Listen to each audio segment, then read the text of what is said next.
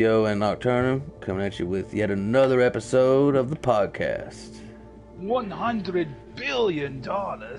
Yes, we've been cracking Austin Powers jokes because we try to stay relatable and current.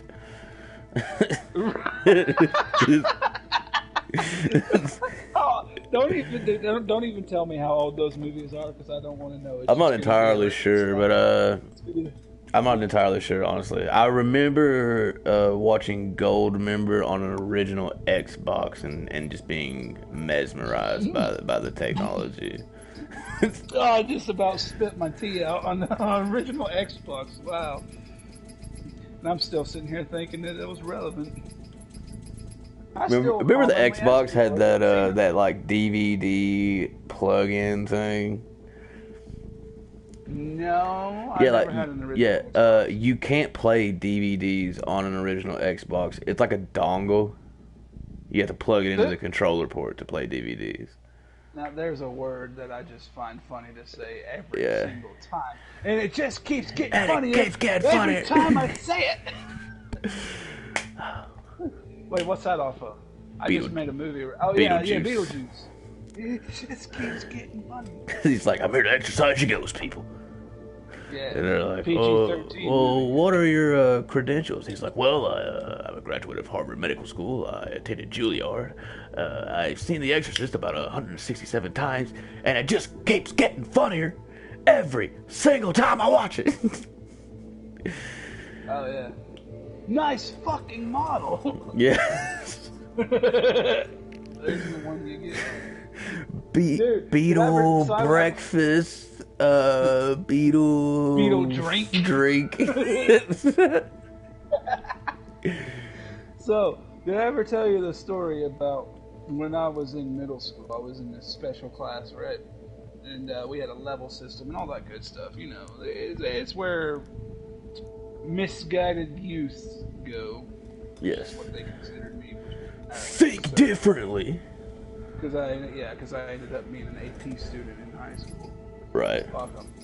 But so if we were all good and we stayed on level 1 the entire week, every Friday we would have a 2-hour period at the end of the day where we would have snacks, soda, and a movie.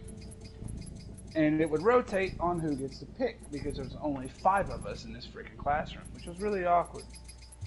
You know, 5 people, 7 hours a day, every day.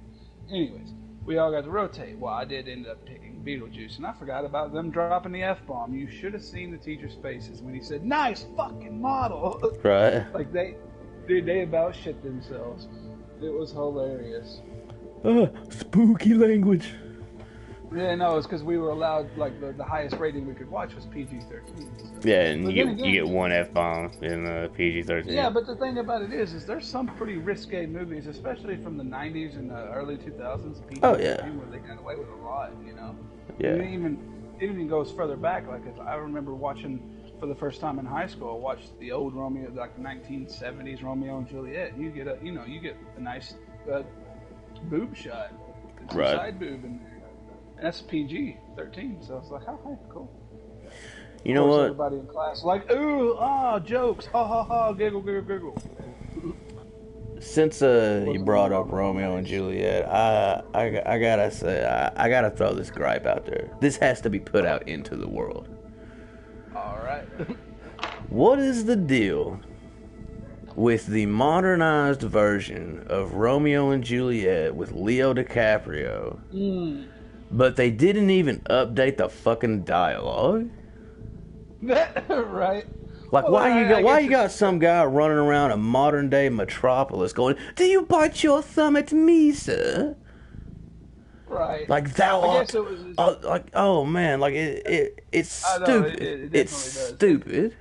Well, and also, like, the actors in that movie were obviously not entirely comfortable speaking that way because a lot of it comes off as a little bit overacted. And it's just like, okay, alright.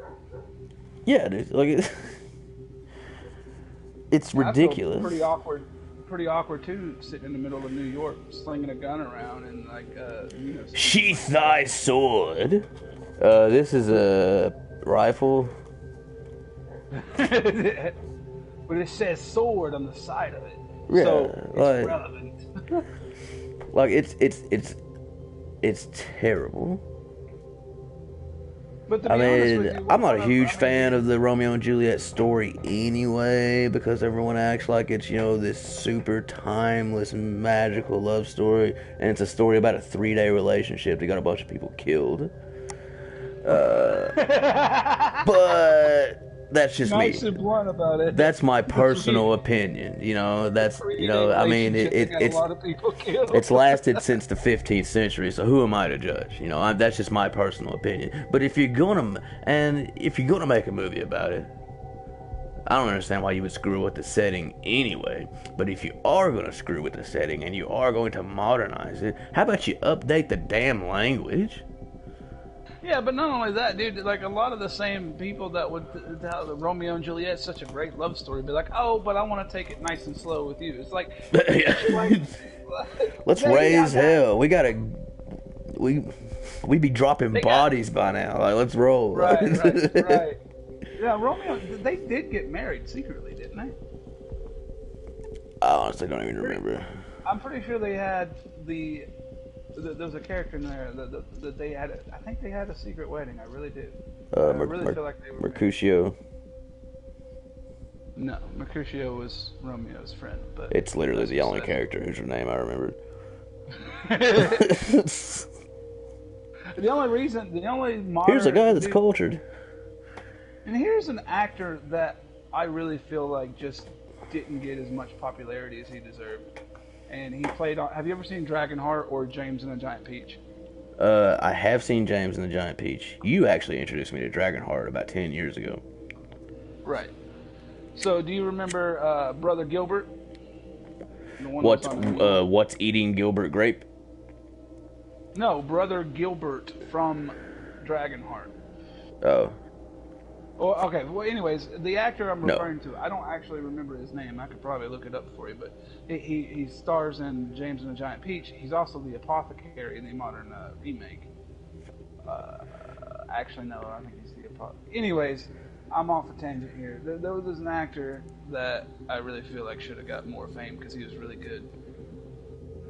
But he plays a lot of side roles, like not very prominent. Yes, that is called a character actor. Right. Meaning you're a good actor, but you know you're ugly. So I'm serious. That's the way that works. Like Peter Boyle was a character actor, and he was hilarious. Man, that guy really. I mean, he's famous, but he's not like as famous as he should have been. Peter Boyle was an amazing comedian. For those that don't know, that's the grandfather from the Everybody Loves Raymond sitcom, which was the last thing he did before he died. He also played Frankenstein's monster in the Mel Brooks production of Young Frankenstein with Gene Wilder.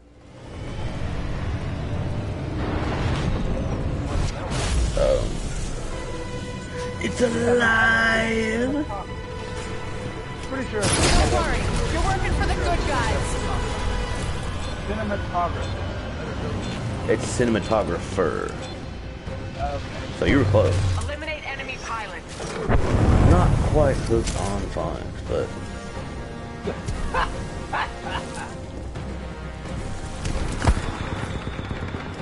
Surprise. Where are you going? There's nowhere to go. Oh, that's Nice way to start. all right. We're gonna have one of those. Oh yeah. I'm down. And also, you know, Oh Brother Where Art Thou? Yeah, for sure. Not George Clooney, but the other two guys.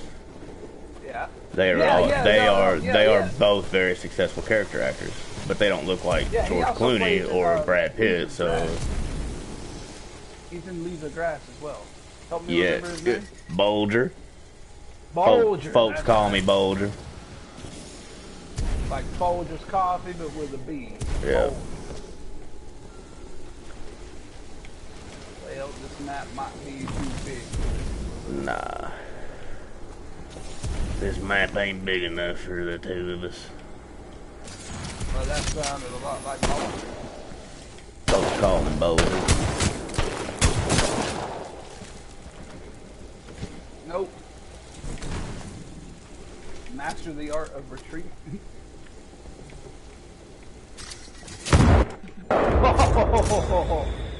You know me and my neighbor in this game. Yeah, they're pretty nuts.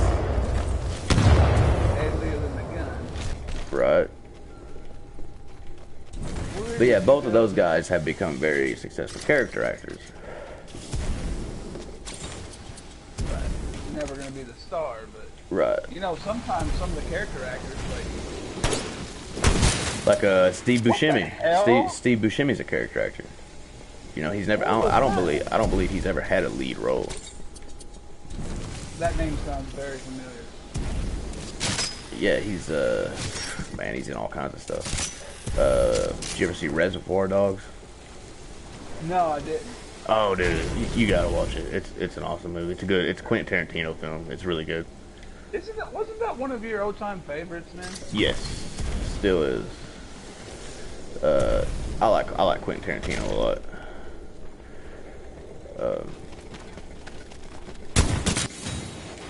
I don't think that team knows who they're messing with.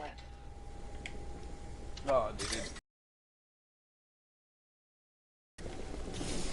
I think the map has put you at a disadvantage.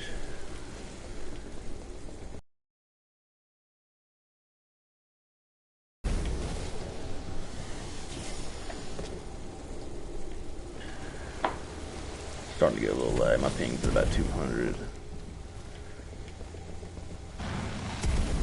Your internet is not going to cooperate today, does it? I know, man. I don't really understand. Come on.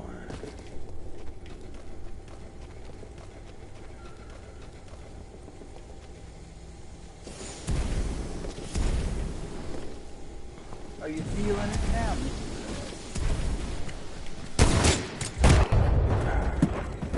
Oh, you want to know if I'm feeling it? Feeling it? Talking about rating, girl? Oh, whoa! Is ready. Hold on a second.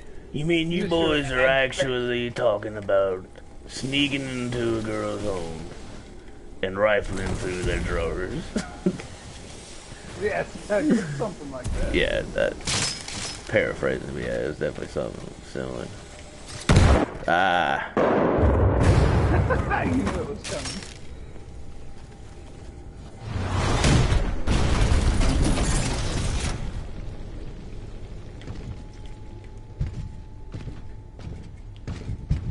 Oh, yeah, all right. So I hear that you have a particular theory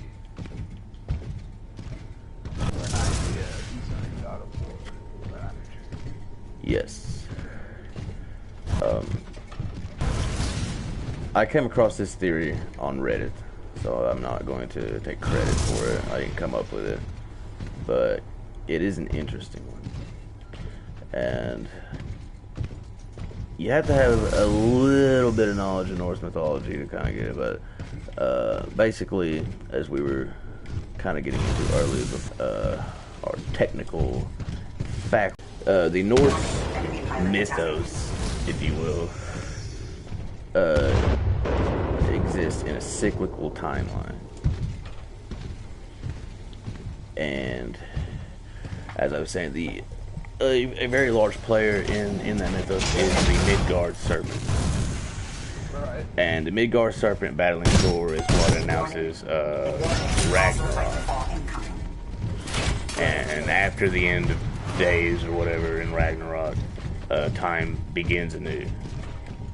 But yet Jorgensmir, the Midgard serpent, he always exists. He is a son of Loki, Right. however he pre-exists Loki. Loki himself, yeah. And now that you've completed the game, that's kind of... Yes, spoiler alert, as always. We always dump spoilers all over the place on this show. Because, you know, we don't care about your feelings. No, ultimately it's just because, you know, that's what we want to talk about, and we know that's what a lot of people want to talk about. And, I mean, the game's been out for a few years. you haven't played it yet, get it, play it, or don't care about it. Great move. Now take it You know, down. if it was something brand new, you know, I'd be a little more careful. But ooh, got me. So So, anyway, keeping in mind that the timeline is cyclical, and is it exactly cyclical, or do certain events take place? Nice jump, pilot. Finish the job. well, it's cyclical, but there's also like time travel Bring that Titan down. involved.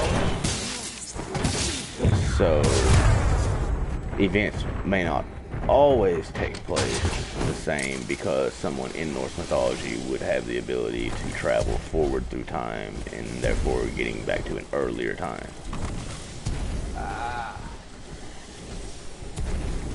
So, you know, Tyr. Right. Yeah.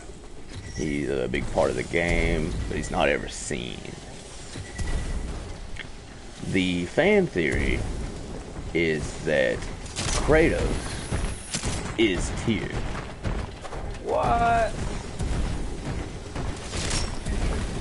Not yet. Or, I mean, I guess it's hard to phrase my terminology accurately when you're talking about a cyclical timeline as far as like past and present and future tense. But basically, the events of God of War take place, and time goes on, and then Kratos goes back / forward, whatever, in time, Keep fighting and you'll get your and Titan. picks up the mantle of Tyr. And Tyr is the god of war in Norse Nice mythology. jump, pilot. Finish the job. Right. That's what I was. He is That would- Ready. he's a that would peacemaker. make Any a time, perfect- pilot. Yeah, and that's exactly what Kratos did. Stand by for That Titanfall. makes it very, a very good. Okay, this is. Oh. Yeah. Almost. Well, this is a very good parallel. I really like it, and the biggest theme. Bring that Titan down. Really? They're barely ahead of us. We can do this.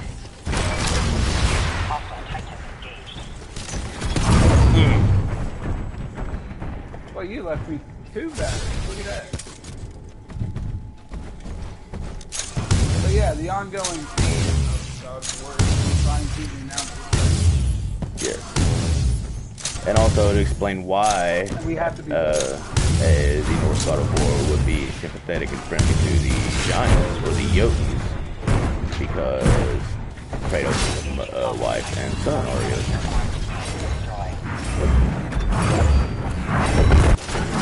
Dude, you are just relentless with that Ronin. I hate Ronin so much. Here, I'll go ahead. Oh shit.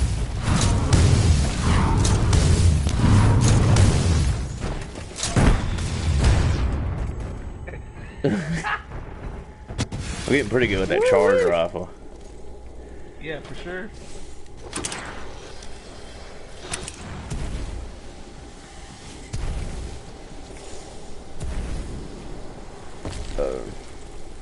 But basically, that's the bread and butter of the theory, is that Kratos is... You know, and I'm actually kind of, to be honest with you, I'm really distracted right now. I apologize, but at the same time, I'm kind of mad at myself for not actually thinking of that as well. That makes a really cool amount of sense. And I don't know much about Rolling down. Tyr's origins or anything, or how they're explained in mythology. So I'd like to look into that. Right. Also in the God of War game, there's a lot of not unseen, but unhighlighted things on the walls and things. Right. Like glyphs on the walls. Like, did you know that in Jotunheim there is a glyph of Atreus killing Kratos?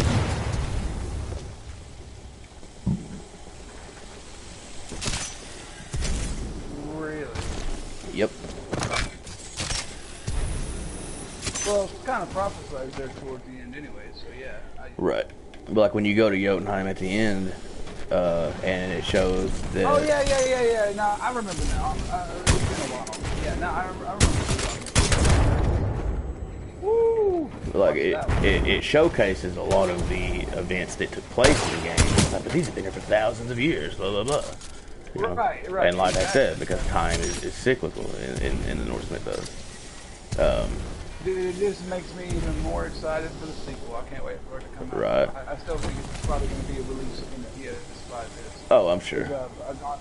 God of War has definitely had that habit of releasing a new God of War game with the new system. Yeah. God of Plus, War Sony 3, is like buku over like matching numbers. So God of War 5 on the PS5, like they love that kind of shit. Right. But yeah, but what's not showcased is if you pan to the right and you actually go in and look at the other glyphs, it shows like things that happened in the future. And one of them was Atreus shooting Kratos with a bow. Pilot, your Titan is standing by. Call it when stand by for Titanfall. Oh, I heard that. No, you didn't. No, you didn't. You didn't hear anything. Transferring systems to manual operation.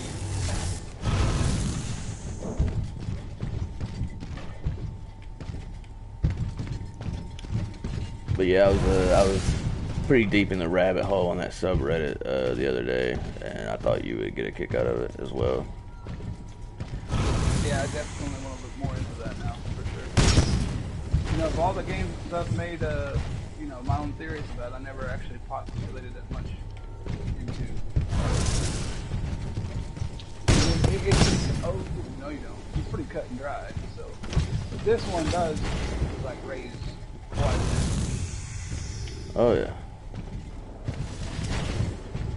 Having trouble keeping up with me, are you? No, I'm just having trouble getting a line of sight. Enemy pilot attacking. Nope. Not today, Junior.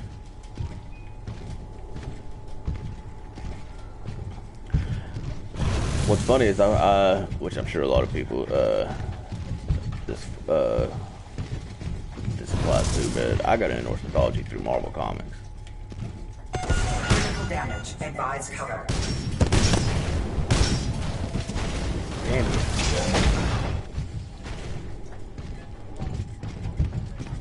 Because you know there's Thor, and you know they've been putting out Thor comics since the '60s. Right. Warning. Hostile Oh, pilots whatever. on board. I got you. I had you.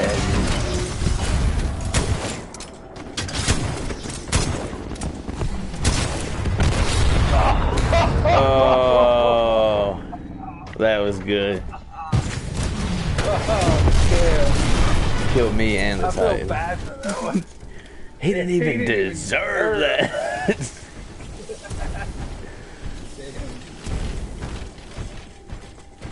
Dude, now you gotta deal with old Ronan, the fucking sous chef all day. Maybe we should have just played Pilot v. Pilot. It'd be Do alright. you have what it takes? Oh my! I'm sorry. I'm getting blown up right now, man. He's about to get blown up. Man, this lag.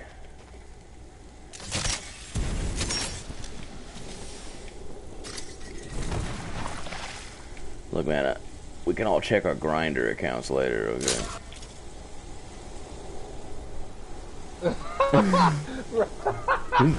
Really? I stole that from The Office. Nah. Oh, did you? Okay. Yeah, there's an episode of The Office where they I go. feel like it's time for me to...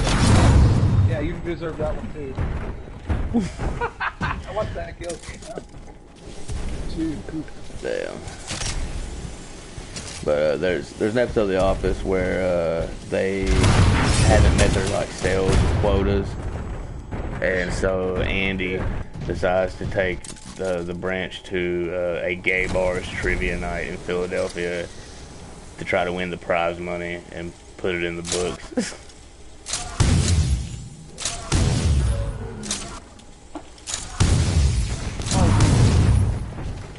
Dude, I'm lagging. I can see a character like going crazy. Dude.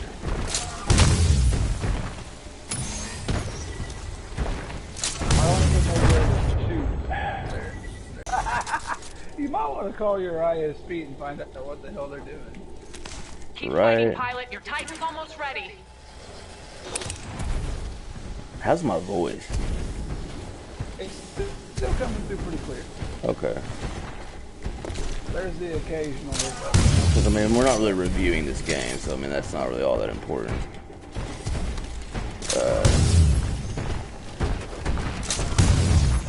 Where did you go? Now you're back.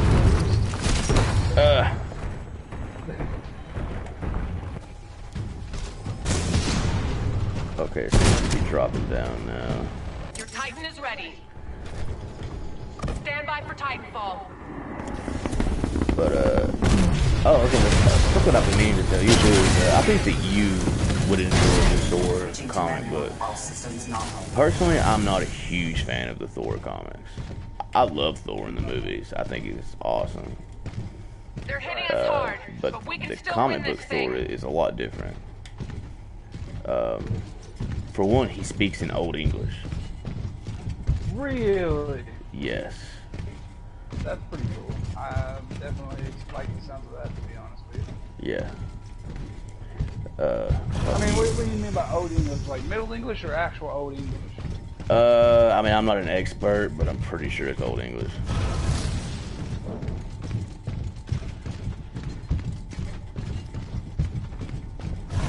Maybe Middle English. I'm not entirely sure. He says "thou," you know, verily, Yeah. and things like that. Oh yeah, that definitely sounds more like Old English. Where in the world are you at? How do I lose it? Oh. That's still...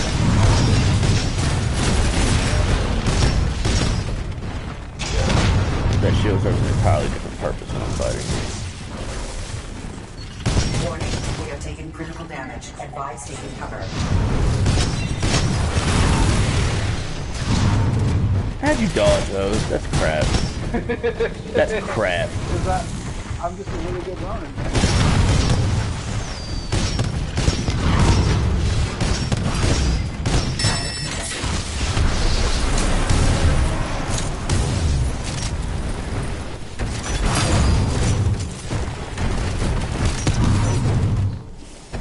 Nope. You're not gonna rodeo. Nope.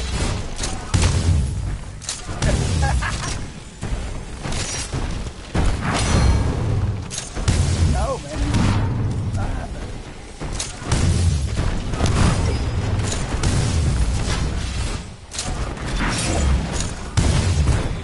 Oh my! Yes! Just Take it down. That's how you do a job. Yeah! That's how we get solve the problems. hell out of here! Woo! Get out of here! Everybody here take note. That's how you take down a motherfucker. Get out of here, lagfish. Don't ask me what a lagfish is. 'Cause I have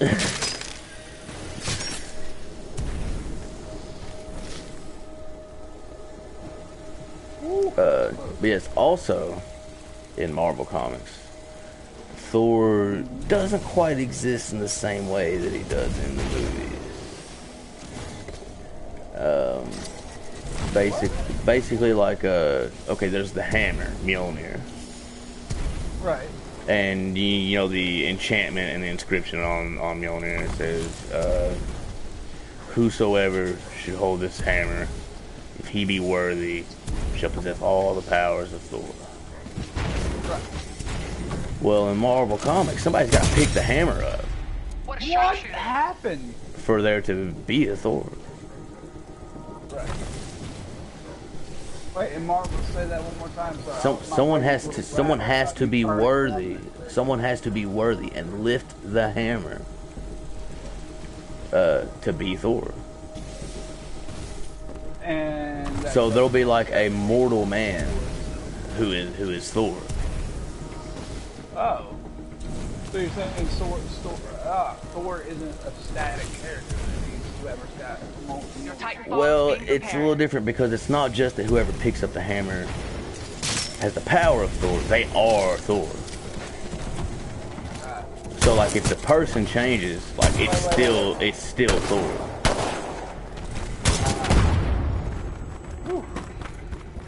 But somebody's got to pick the hammer up.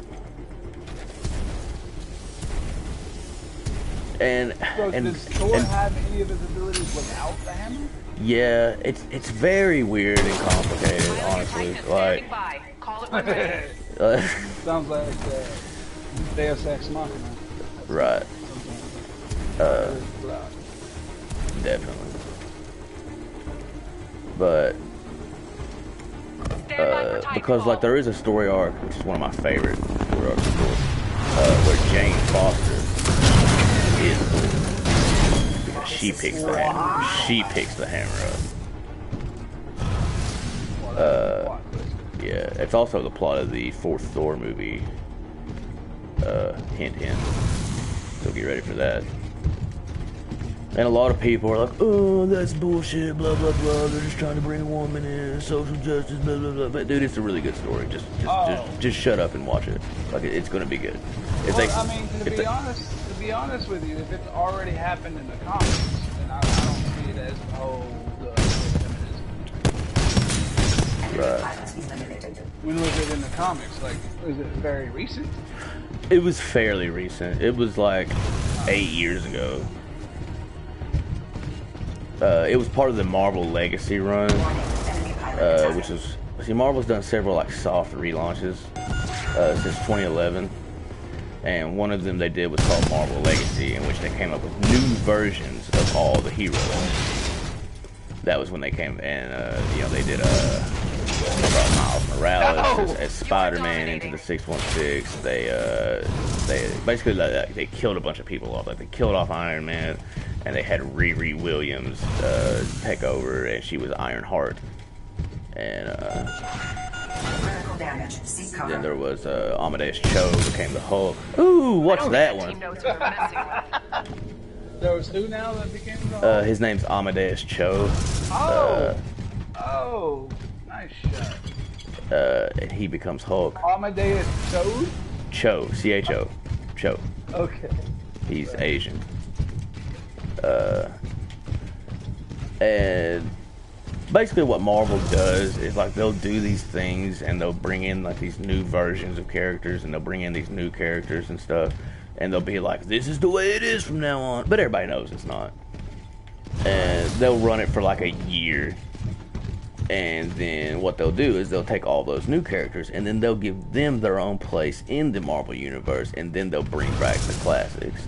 So it's like if you're into that, you can find it over here. If you're not, welcome back. So it's a little slice for everyone. I really like it. Sometimes it's cool stuff, sometimes it's not. It's just the way it goes. But yeah, like I was saying, like, but in that story arc, Jane Foster is Thor, and That pilot stepped into the wrong ring. I'm surgical with this. But while she is Thor, the Thor also exists. So it's very odd. It's very complex, and like. So when you start bringing in Asgard and stuff, there's all types of like weird mysticism that I just don't understand. Same with Doctor Strange. Well, mysticism allows them to get away with like scientific jumps that they may not be able to explain. Right. And that's true. And sometimes, like if you, sometimes it's just stuff I just don't understand it, you know. But it doesn't prevent me from enjoying the story. Because it's an awesome story arc. Like I definitely recommend it. Like kind of just a real brief thing about it. See, Jane Foster finds out she has cancer, and so she's doing a chemotherapy, which, as most people know, is a very rigorous and very strenuous medical treatment. And Where are see, the thing about cancer and chemo is that cancer is part of your body. It is your cells. You know, it's not an outside agent. You're a talented pilot. Show And them what ironically, you've got. chemo is poison. Essentially. so it's like the roles are reversed? Yeah, and the thing about Mjolnir is when you pick up Mjolnir, because you're worthy, it amps up your body and purges you of all toxins. And Mjolnir recognizes the chemotherapy as toxins, but not the cancer. So, like, Jane Foster will be sitting there, like, all scrawny with a bandana, you know, like, eating pot cookies, you know, like, while she's doing chemo. I'm assuming, I don't know if she's actually eating pot cookies, but, Right. you know, whatever. But, you know, she's, like, really getting run through the ringer on this chemo. And then all of a sudden, you just hear, like, these explosions and stuff in the city. And she's like, oh, my God. So then she's got to pick the hammer up and go, like, fly around the store where she's, like, this indestructible goddess. And then she goes back and she's got to start the chemo over again because of the damn hammer. Oh, gross. If anybody's ever been through chemo, I can guarantee you they don't like the idea of having to redo the round. Right. Well, dude, where? Hey, dude. Oh, there you are. Good God. Fuck off. That pilot doesn't stand a chance. Almost got you. Yeah, I got damaged by the bullet. Oh, Yeah. almost got you. It's called The Mighty Thor Thunder in Her Veins. It's a really good story. Oh, fuck, Novel core ready. fuck off, you showed. Salvo core active. Damage sustained. Active option. Burning wall to assist evasion.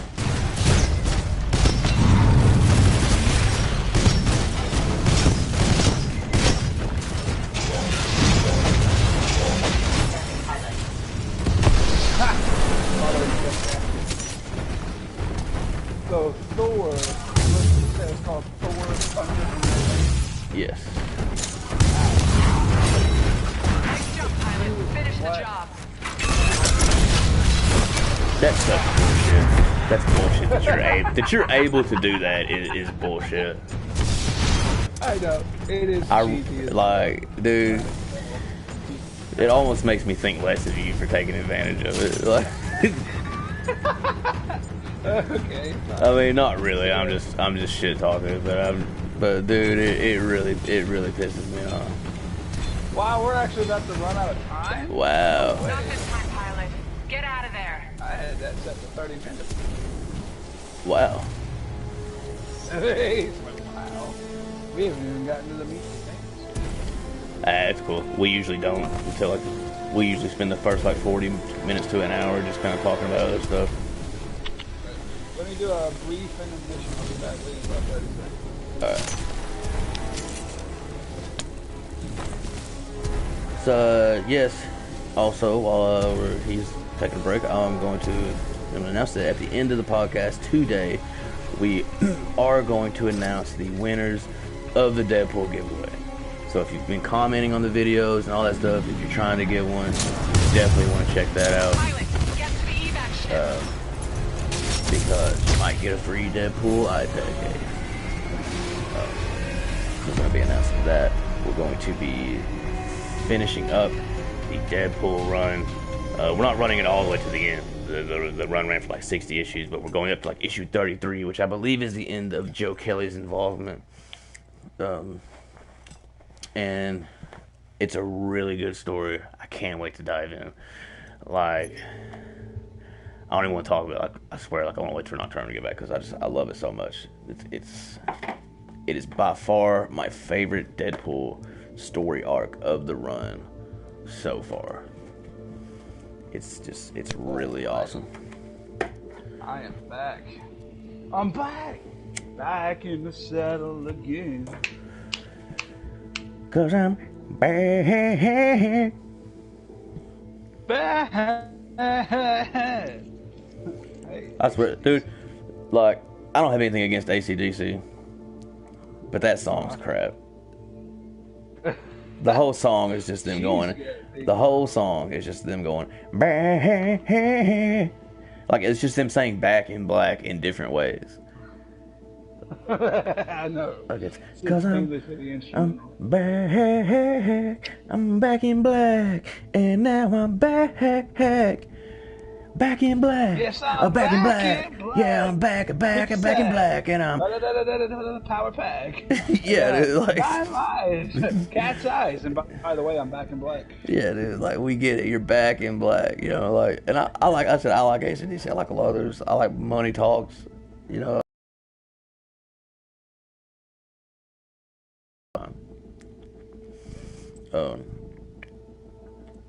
They got a lot of good tunes. They're a good band, but that song sucks. The guitar is good.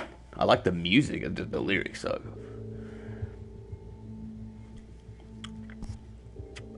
But as I've said, I'm just some dude talking. You know, Right. I'm not. Aren't we all? So, Nocturnum, you were not here for the podcast last week. Nope.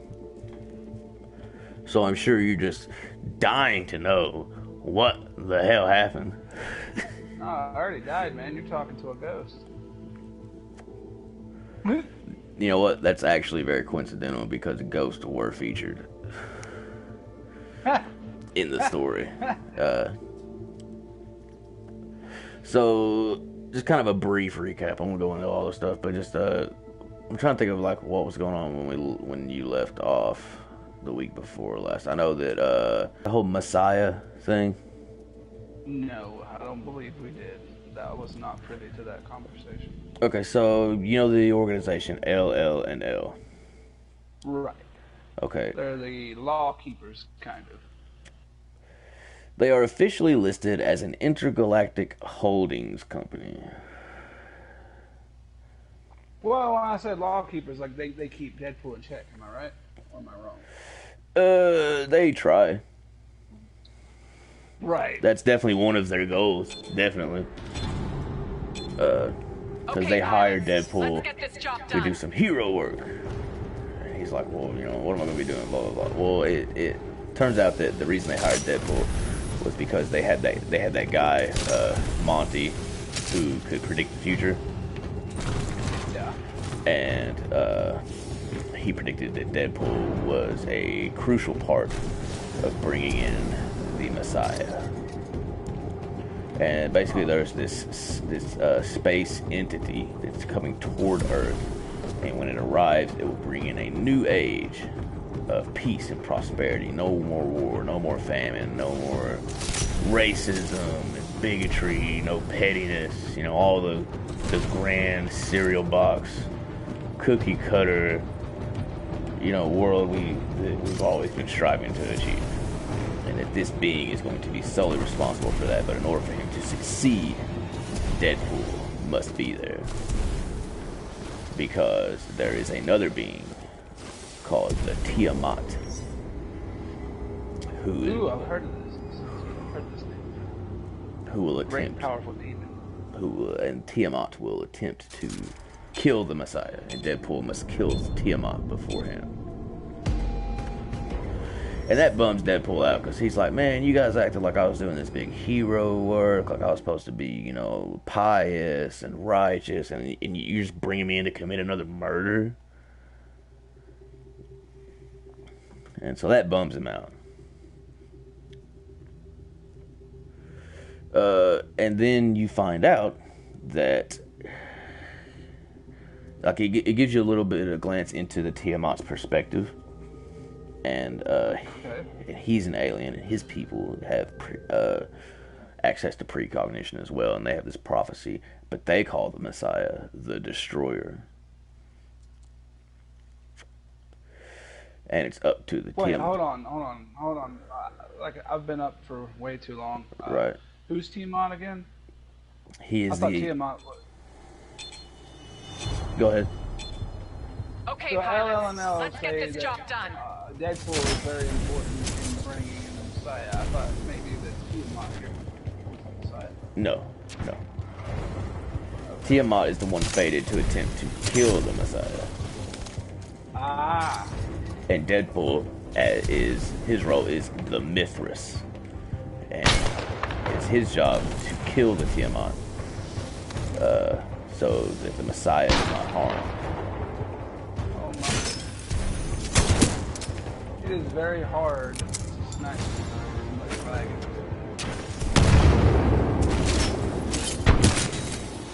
Oh. I thought you were over there. I didn't engage.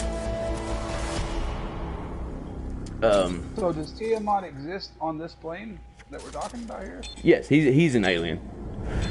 Okay. And on his world, there is like this council, and they have access to precognition as well. And there's this big prophecy that they call him the champion, though, not the Tiamat. They call him the champion, and the Messiah is referred to as the destroyer. And so a lot of clashing perspectives, you know, and but basically you find out that the reason, like, that all the stuff is true, that this being will put an end to all war and all, you know, famine and all that good stuff, and there will technically That's a pretty happy prophecy, yes, for sure, that you know, it will bring about an era of prosperity, but there's a cost. And that cost is free will.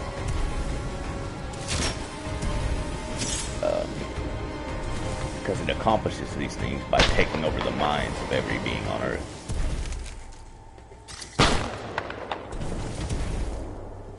And so... Oh! Get out of here. I was You just a... sniped me with a shotgun.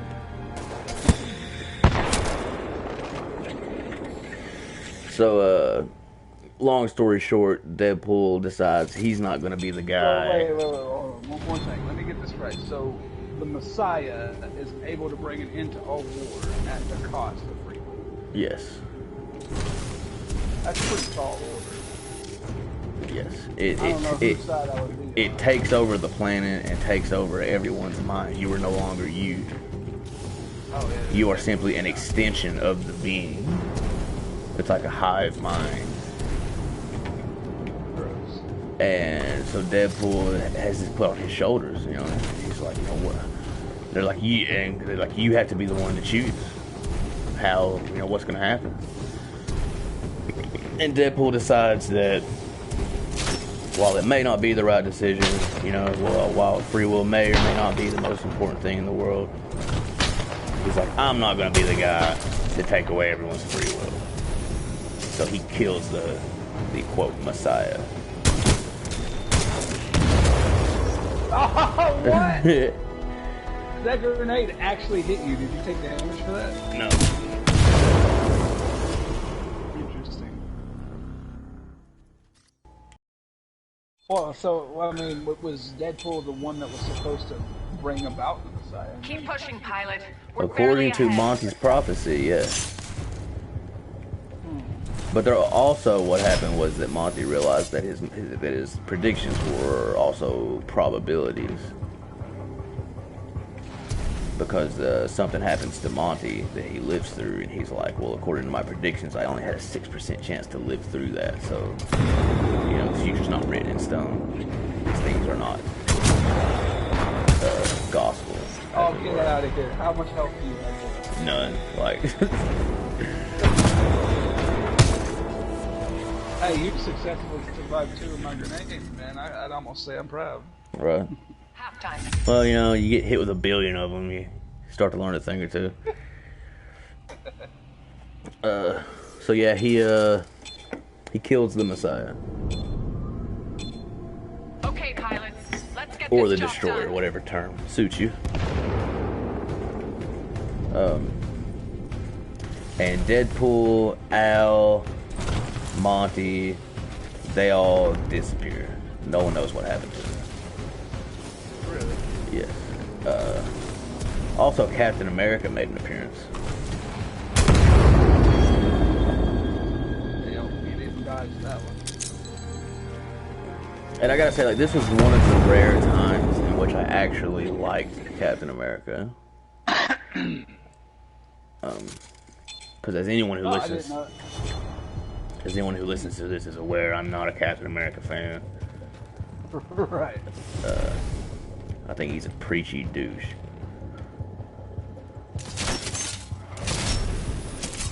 Ironically, I am a huge fan of Sam Wilson as Captain America, the Falcon. That dude is an awesome Captain America. I think that he fully represents the ideals in which Captain America should uphold.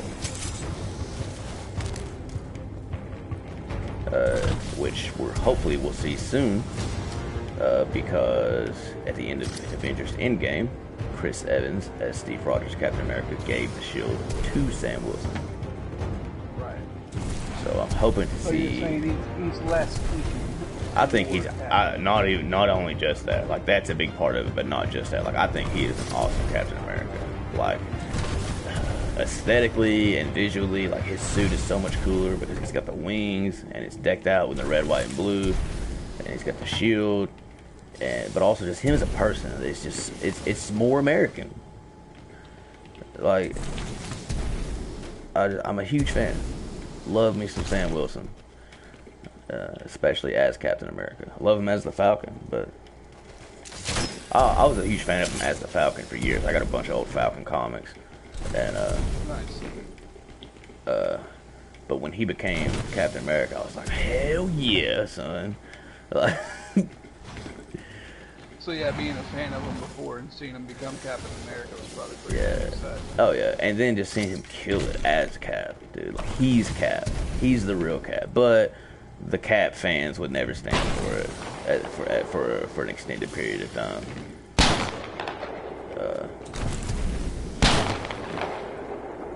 But it's really cool. I just don't like Steve Rogers. He sucks. His whole premise as a character, and I've said this before, I'll say it 1,000 more times. His entire premise as a character is, I'm right and you're wrong, no matter what the circumstances, because I'm Captain fucking America. Right, and it definitely gets portrayed even in the films. Yeah, I would say though the Chris Evans version really dials it down. It's not as bad in the movies. Oh, damn. Yeah, in the comics, it's ridiculous, dude.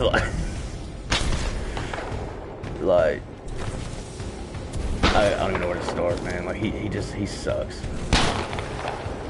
Like, there was one comic book where Captain America executed a terrorist. Oh, headshot with a grenade. Watch this one. Ooh, nice.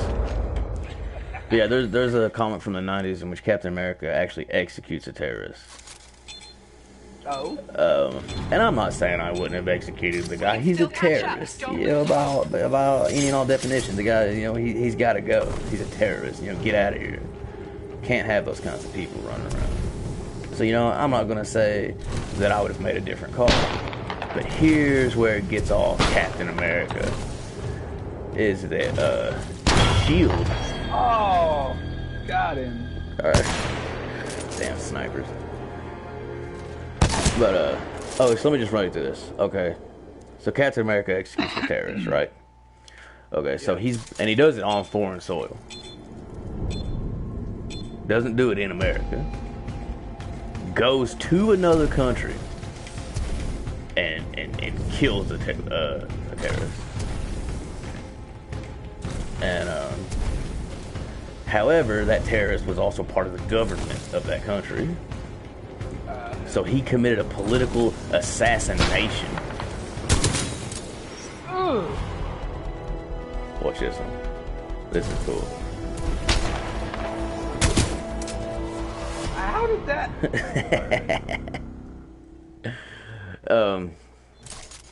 So Captain America's back in America. And he's flying around on his sky cycle, because in the comics, Captain America has a sky cycle. A sky cycle. Yeah, flying motorcycle.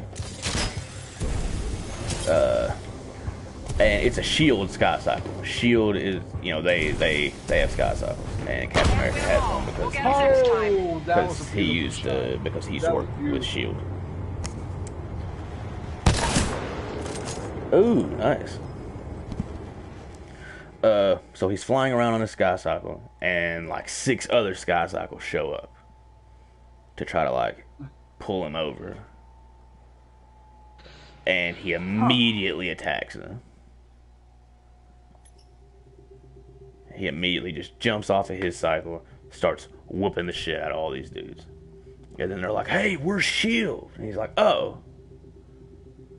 Guess I should have realized that by the fact that you're flying around on sky cycles." Right. But, Damn. you know, I'm Captain America, so. And so he's like, "Alright, what do you want? What do you want?" And they're like, "Nick Fury wants to talk to you." And he's like, "Well, Nick Fury can call me." You know. But anyway, they take him before Nick Fury, and he's like, "Look, man, here's the deal. You executed a terrorist on foreign soil. You committed a political assassination. They want to arrest you. Right. Here are your options. Or here's our proposal. Rejoin SHIELD. Work for us. We'll lie. Say you've been working for us for a while. And say that that was a SHIELD-sanctioned mission." But that still makes it an assassination, even as a Shield sanctioned mission. Yes, but he was not subject to arrest at that point. Oh, so they're offering him a deal. Okay. Yes. And he's like, "Fuck you. I'm Captain America. I don't work for anybody." Like, and I'm not gonna go over there and get arrested. I'm gonna keep doing what I'm doing because that's what I want to do. I don't answer to you. I don't answer to anyone. Targets and protect friendly And it's ones. like, dude, Good luck. like you quit while you're behind, bro. You know, Prepare for like new marks. March for Death 1v1, really? You're marked for death. Yeah, why not? I wonder where you're at.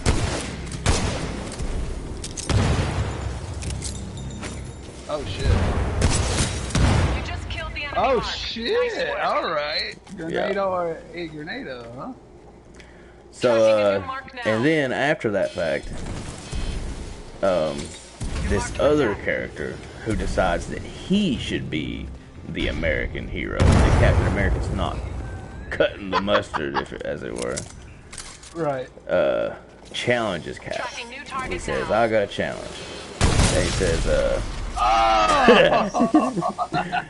he says, Wow. he says, "You fight me 1v1. You're marked for death. Winner becomes the America's hero. Loser disappears." He's like, "I'll honor it if you will." You Captain neutralized the America. enemy Wait, mark. Good work. who's issuing this challenge? At the time, it was a relatively no-name guy. He later became a character called U.S. Agent, who's actually a pretty cool character too. A lot better than Captain America. And Cap's like, "Well, I would, but I gotta go stand trial for a murder I committed." So like, and it's like you had no intention of doing that. You just killed the Damn. enemy mark. Nice work. Like you had zero intention of taking responsibility for Get killing ready this for new man. marks. Zero So he just used intention. that as an excuse. Yeah, dude. Like it's bullshit. Like it's I don't think she knows bullshit. who they're messing with. You're marked for death. And it just stuff like that. That's just a perfect example of why. Ooh, Neutralized the nice. enemy Damn mark. Good work. That's just a perfect example of why I don't like Captain America. Prepare for new marks. Morecat and I actually have our own little comedy theory about Captain America. Oh. And it's that he has a superpower, and his superpower is that no matter what the situation is, everyone within close proximity of him just automatically agrees with whatever he Marks are says. being tracked. That's actually an interesting little theory. Yeah, because like in the comics, like every time anyone's around Captain America, they're like, "Oh my God, it's Captain America!" Look at him. And dude. Like how do you beat that? Like how do you beat that? Like there's not shit you can do about it, dude.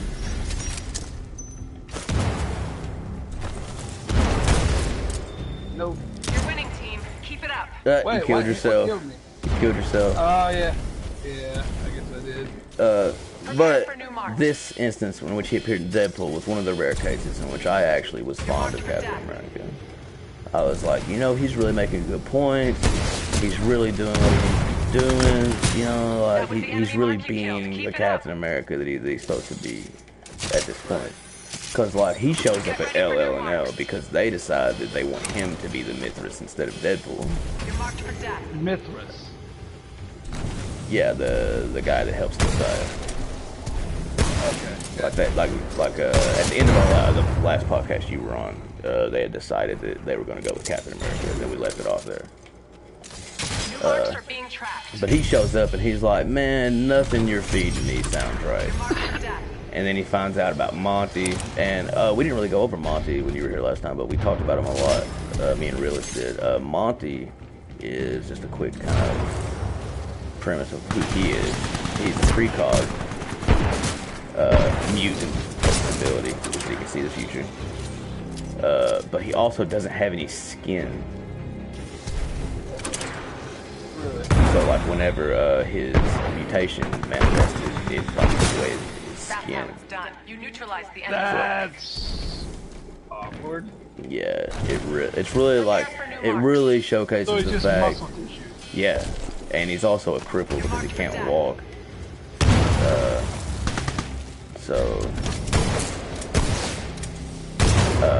He's really, and they treat him like shit at LL. Like they pretty much just keep him, hold him hostage and make him predict things. Damn. And Captain America finds out about it, and he like flips out. He's like, "That's a human being." You're marked for death. You know, like you have no right to treat someone this way. But then he's like, well, there's really a lot going on here. I don't know exactly what all's happening. But he looks at like the overboss dude, and he's like, look here, man. He's like, I don't like you. I don't like the way you operate. I don't like the way you treat people, and I just plain don't like you. You are a monster. But if this is really as important as you say, it's worth me sticking around. And so he plays a small role in it as well. You're marked for death. But it was nice and refreshing to see a Captain America who actually, you know, did the right thing.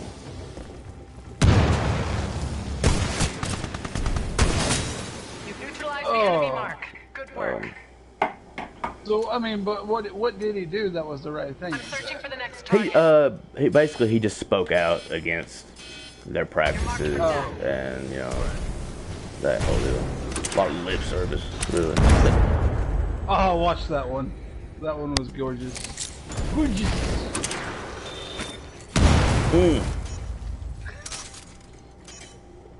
Gotcha on the You're marked fly. for death. And he stood up for Deadpool too, which was cool. Because they were like talking shit about Deadpool, and he was like, "No, man, like Barely you're the ahead of piece us. of We shit can here, do this. not Deadpool." Right on. He's like, "Me and Deadpool don't see eye to eye. Not a Deadpool fan, but seems to me like he's just trying to do the right thing, and you're being a real Mick bastard about this whole situation."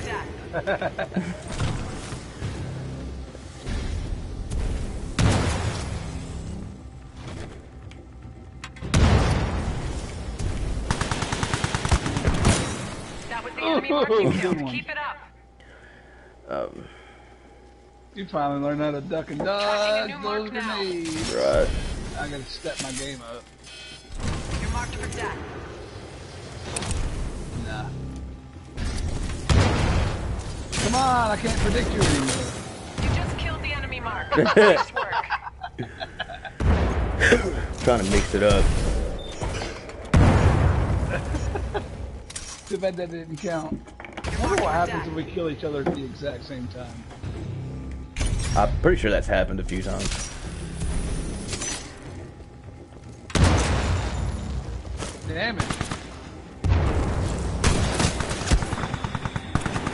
Got stuck. Through the Trained to kill, bullshit. not jump over things.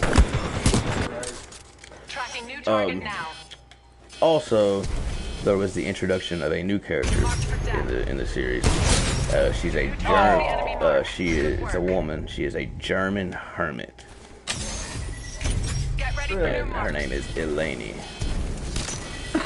And over the course of the events last week, Deadpool hired her to be his pilot. She's a pilot. kind of.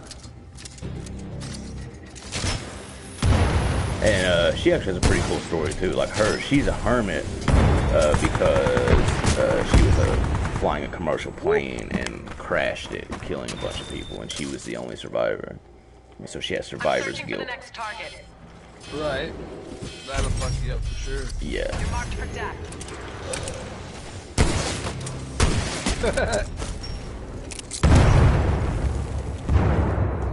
Ooh.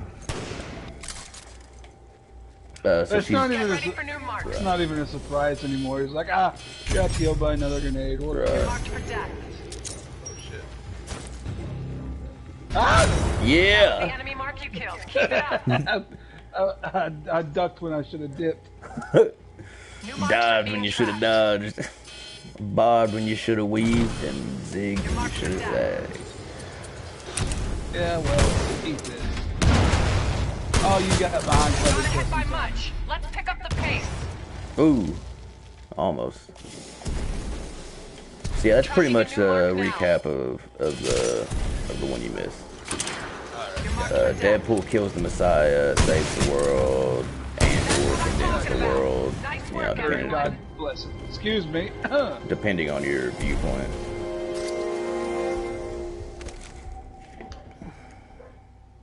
Ugh. But so they haven't actually done anything yet, right? What do you mean? Benicio. What do you mean? They haven't actually summoned the Messiah yet. Have they? Oh yeah, this all went down last week. Oh, okay. Well, Like what happened? The Deadpool killed the Messiah and saved/condemned the world, depending on your viewpoint. Oh, I don't know if you told me that or not, to be honest. Yeah, I said it while you were blowing me up with grenades. Oh, okay. Okay, so Deadpool killed the Messiah. Gotcha. I mean, me personally, I definitely think it was a good thing. I wouldn't want to be a slave to a creature. Yeah, in the dude, world. fuck that dude. You're no Messiah. Get out of here. Right. You're a bitch. You're just another Hitler, Mussolini, Genghis Khan ass punk. Right. Leave. Earth is closed. Oh, gee, you're trying control for world peace. Like, that's never happened before. Mm-hmm. It was crap. I'm pretty sure every conqueror that ever was probably thought they were doing right. Right. The road to hell is paved with good intentions. Which, and really, it's kind of like showing that, like, the thing doesn't even really have good intentions. It's just all smoke and mirrors. It's like the Ori. Right? Hallowed all the Ori. But if you don't get that reference, I got the show for you. Oh, man. Fuck, that was such a good show. Yes. I feel like Neptune, King Neptune on. That was so good. I think I'll try it a second time. Right. I watched that. It's one of the very few TV series, especially as lengthy as it is. Oh, I've yeah. watched all the way through twice. Not SpongeBob. No, yeah, not SpongeBob. Stargate. Stargate SG-1. Yes. More specifically. Still can't believe you haven't watched Atlantis. Yeah, I figured out. You know what? I've been looking for a new show to watch. I think I just maybe. It's good, man. You should definitely check it out. I mean, it's a good show. It has all the caliber of the original. Nice. Good to hear. Probably going to do a season by season series on the podcast at some point. With me, you, and Morecat. Awesome. But that'll be a little down the road. Did Morcat used to watch that with us every once in a while, or did he? Dude, Morcat was the one who introduced us to that show. No, yeah, I know, but I just don't remember if he used to actually sit there and watch it with us. Sometimes he did. But a lot of times it was us too. Yeah, I mean, if you can get over like the 1990s, early 2000s mechanical effects and CGI, man, it's And that's really only like the first season. right. After they got renewed for a second season, they got a much bigger budget, and the special effects were a lot better. Right. I actually prefer 90s special effects to mid 2000s special effects. Well, yeah. Because it was in the early days of CGI, and a lot of it, like remember how you used to be able to tell what decade a movie came out in, and now you can tell what year it came out in? Right. Well, that and just the creativity behind effects that doesn't involve CGI. You know, like they had to actually put a lot of stuff together. Oh yeah, they did a lot of practical effects. They did remember the wormhole extreme things? Yeah. And they had the fictional actors and characters that were meant to represent the actual actors that played in SG-1, and that one guy that was supposed to be like Daniel Jackson, you know, because he left the series, and they were like, well, why did you leave the series? He was like, well, I just wanted to, I was like, do you have a passion for Broadway? And he's like, no. He's like, I did some Broadway plays, so don't get me wrong, but he goes, honestly, I just wanted to have a job where people didn't just hurl paper mache boulders at me all fucking day. Like, Right. and that scene where they're smashing him in the head with those boulders cracks me up, dude, because he gets so pissed. Like, they're like, all right, and cut. And he jumps up, he's like, this is bullshit. Hey, they have a lot of Stargate They have a pretty good amount of action, man. Like, if you think about it, if each of those episodes took an entire week to film, that's a lot of weeks getting shit thrown at you. Yeah. Not to mention how many takes they had. But in that one, they painted right in the face. That's one of those things. And he gets up, he's like, hey, cut. He's like holding his nose like it's bleeding or something. He's like, this is bullshit. I'm calling my agent. Alright. But yeah, we're definitely gonna do an in-depth series on that at some point. But like I said, that's gonna be a little down the road. Hold on one sec. I'll send you some art samples for today. I should have done that earlier. We are extreme professionals here, always prepared. Oh yeah, for sure. I'm very prepared. What are you prepared for, Nocturnum? Absolutely nothing. I am prepared to do nothing well. Alright. You should be getting them. Is this Nocturnum? No, this is Patrick. Ah!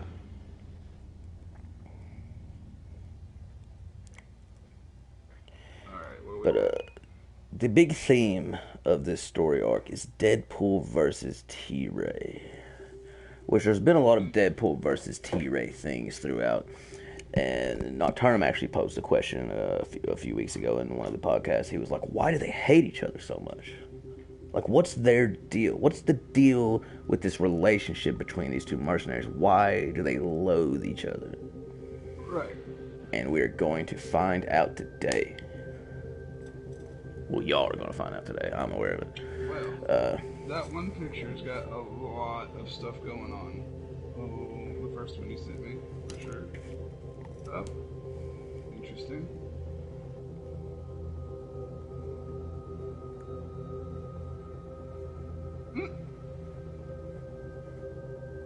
Oh, okay. So here's an illustration of him without his mask on in the actual comics. Yeah, I thought that was cool. I like the art on that. Yeah. And you can really see, like, the sadness in his eyes. Yeah, that's pretty bad. Yeah.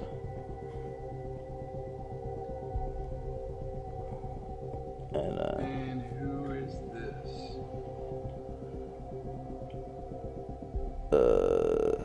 Who? Is Is that Wolverine? Yes. Huh.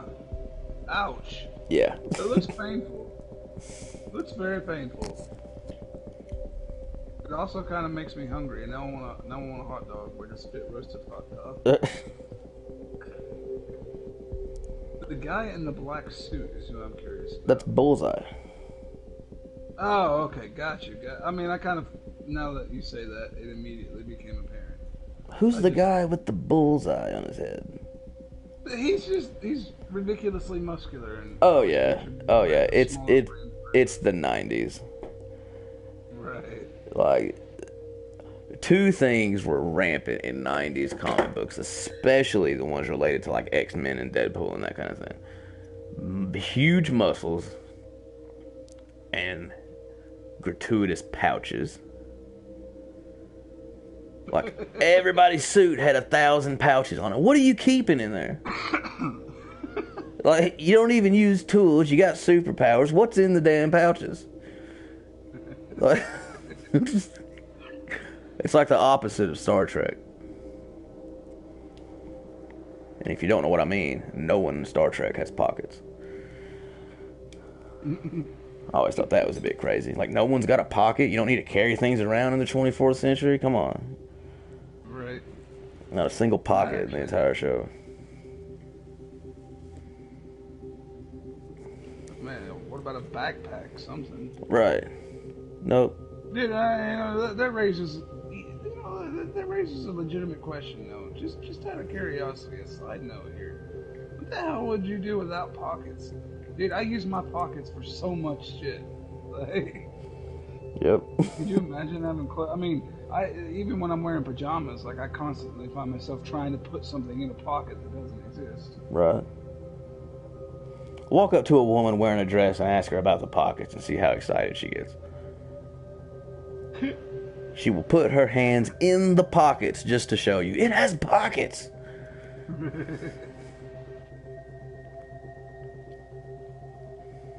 Okay. Right, so, Deadpool. Dude, I gotta say, dude, I love this story arc. I really like this Deadpool run, but this specific story arc is my favorite of this run. Like, before I do these, like, I've read all these comics before when we do these podcasts, but before we do the podcast, I'll usually read them a second time. After I read this one a second time, I went back and read it a third time. oh wow, Like, that good, huh? it's really good. I was like, dude, it's...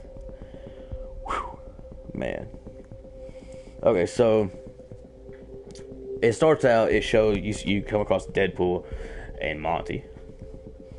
And they are living together, and they are setting up in a new home in Bolivia. Because Deadpool's house got blown up last week. So they're living in Bolivia. And it's basically like a palace of a lord that Deadpool killed. So he just kind of took over the house. And Eleni has a place in Germany that she's living in, where she works on planes for Deadpool. And Deadpool is basically, he's just going around doing different jobs. He's just doing jobs to keep his mind off the fact that he kind of feels guilty because he's not sure if he made the right decision in, killing the Messiah. Oh, dude, it's we all agree. I know I agree with him. Yeah. And in the comics, like, a lot of the supporting cast are like, no, man, you're right. Like, thank you. But he kind of feels bad about it. Right. Because it's like, was it my place to make that decision? Was it the right decision? Was it the hero thing to do? The only way to cure our warlike nature is to completely erase our individuality. That is not the right answer. No, it's not. There may not never be a right answer to cure our warlike biology, if you will. But Right. that definitely not becoming one little tentacle of a giant organism, one version, just everything. No, Right. I'm good. I'm definitely good. But because of all the stress and stuff that he's under, Deadpool's insanity is really kind of going off the rails. He's having these hallucinations. They're very strange, like these really crazy hallucinations, and he starts going to therapy. And Deadpool's therapist points out that his thought process seems to be more fluid when he's fighting. He's like, you don't seem to be bogged down by these things when you're in combat. And he's like, yeah, you're right. You know, he's like, he goes, so it seems like your thought process is a lot more fluid, like while you're fighting. And he goes, so my advice is go pick a fight. He's like, oh, yeah, he's like, go pick a fight with a superhero. You know, see what you can knock loose in the old noggin there. And so Deadpool chooses Wolverine. Oh, yeah, okay. Because Wolverine has a healing factor, and so he knows that. But he knows that neither of them will be seriously injured permanently because they both have healing factors. I don't know, man. Wolverine could cut Deadpool into about 1,000 little tiny pieces. How good is Deadpool's healing factor here? Right, it's pretty good. It's pretty good. I mean, he seemingly can't die. So anyway, he tracks down Logan, and do you know Kitty Pryde, the Shadow Cat? Who? Kitty Pryde, Shadow Cat. No. She's a mutant. No. She's a member of the X-Men. She walks through walls. Oh yeah, okay, yeah. I do remember that now. Yeah, she was in the movies. Bring it up. Yeah. I'm the Juggernaut, bitch. Juggernaut chases her through the walls. Yeah. Calls him a dickhead. Yeah. So he tracks them down. He finds them in San Francisco. And he's like, hey, Wolverine. He starts trying to pick a fight with him. But Wolverine doesn't want to fight. He's like, look, man, whatever's between us needs to stay in the past. The past is the past for a reason. Me and you, of all people, should know that. Wait, so they knew each other? Yeah. Deadpool and Wolverine have a history. Because they're both Canadian, and they both were involved in the Weapon X program. Yeah, okay, I remember that now. Yep. Which they weren't necessarily in the Weapon X program together. But there's a bit of a... They know about each other. There's a bit of a bond between all of the survivors of the Weapon X program. Wolverine, Deadpool, Nightcrawler is one of them as well. They kind of have a stoic respect for each other. And what's funny is that Deadpool's sitting here trying to piss Wolverine off, and it's not working, because Wolverine at this point is, really working on himself and trying not to be this animal, And so he walks up to Kitty Pryde, and he's like, hey, you're a little young. I bet you don't remember this video game. And he goes, Shoryuken! Uppercuts the shit out of her. Whoa, what? Dude, no way. Whack. And he's like, that'll piss Wolverine off.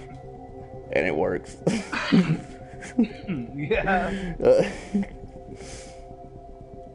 And they get into this vicious fight. And I sent that one art sample of Wolverine, like with Deadpool impaled on the claws above his head, like, and all he has to do is separate. All he has to do is pull his arms apart, and he's gonna rip him in half. Yeah, from what I can see of the artwork, it doesn't look like it's much of a fight.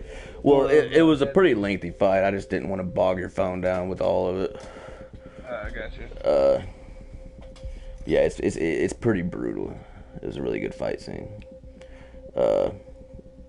And it works. Hey, I've had a breakthrough. Yeah, it works, and the process works. He's getting impaled. Yeah, and Deadpool realizes the nature of his hallucinations, and basically he's been hallucinating seeing this woman, and the woman that he's seeing, he can't figure out who she is, but he realizes that it's his dead wife from years and years ago, from before he was a mercenary, from before he had abilities, from before his life as Deadpool. And over the years, he had just kind of like repressed that because it was a very painful memory. So then Deadpool takes this job in Georgia where he comes across Bullseye, who is also on a job. And Bullseye's job is assassinating a woman by the name of Mercedes Wilson, Deadpool's dead ex-wife. Wait, what? Dum dum dum. Turns out she's still alive. Oh, hell. And Deadpool runs into her, and he's like, he thinks he's still hallucinating. And Bullseye's trying to kill her. And so Deadpool goes up to Bullseye, and he's like, look, man to man, friend to friend, merc to merc. Why don't you just let me pay you for this job, and you go on your way? Right. Like, I can't let you kill this woman. And Bullseye's like, yeah, that's not gonna work. I'm a professional. I was hired to kill the woman. I'm gonna kill the woman. And so they get in a fight. And it's also a very lengthy, very brutal fight. And it gets to the point where basically Bullseye grabs this like piece of metal and like bends it into like a boomerang and throws the boomerang up into the air. And he's like, here's the deal, Deadpool. I'm going to prove to you what you can't prove to yourself. You're no hero. Because in a few seconds, that boomerang is going to come right back around and it is going to hit poor Mercedes Wilson right in the face, killing her. And if you go to catch it, you're leaving yourself open to attack from me, and I will kill you. And once and for all, I'm proving to you that you will always choose yourself over others. Oh, shit, dude. Okay. I'm assuming Mercedes is somewhere near. Yes. They're like in the street. They're like standing on top of like a cab, and Mercedes is on the street, like right next to him. Does she recognize Deadpool? Well, no, because he's got the mask and stuff. Okay. At this point, she doesn't have a clue who he is. She just knows that there's two freaks fighting, and they're trying to kill her. And so what Deadpool does, he grabs Bullseye and throws him into the path of the boomerang. and the boomerang impales Bullseye, like taking him out. Like, it doesn't kill him, but it fucks him up very severely. And like, he's unconscious. Modern Like, problems require modern solutions. Exactly. Like, he's gonna have to go to the hospital. He's gonna be recovering for a while. And he saves Mercedes. So then he takes Mercedes back to the house, you know, and she's sleeping. He's like, how do I tell her, you know, what is going on? How is she alive? Does she still love me? Do I still love her? Like, yeah, but the repressed memory he had was of her dying, right? It was basically just his memory of her completely. Oh. Like, he had just put that part of his life behind him for so long. Right. And he was like, you know, how do I even tell her, like, who I am? That I'm her husband? That, like, I'm a mercenary now? I used to be a teacher. You know, like... like, now I kill people for money. My face is all jacked up, you know? Like I don't even know what to do. We're full Heisenberg here. Right. And then the mansion they're living in is attacked by this villain known as Black Talon. And Black Talon is a bit of a joke. He uses mysticism to raise people from the dead. And so he attacks the mansion with a horde of zombies in an attempt to kidnap Mercedes. And basically, you know, it's a big fight, big horde of zombies, blah, blah, blah. Deadpool shoots Black Talon, breaks his legs, kind of like real quick tortures him for info, and the pain Kind of severs. just real quick tortures. Yeah, like, and then all the pain like severs his connection to the zombies, and they all die. Pun intended. And then it's like, and then he understands why he's there. Imagine he's like, and he tells Monty's like, what's going on? Why is all this happening? He goes, well, look at it this way, Monty. Imagine you're a guy who revives people from the dead, and you find out that there's somebody out there doing it better than you.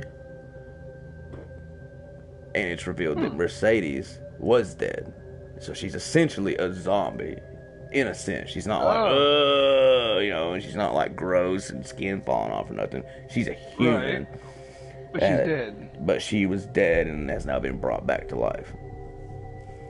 And, like, he runs all kinds of tests. It's funny because, like, he has all these people run tests and stuff on her DNA, making sure that she's not, like, a clone or, like, from an alternate reality.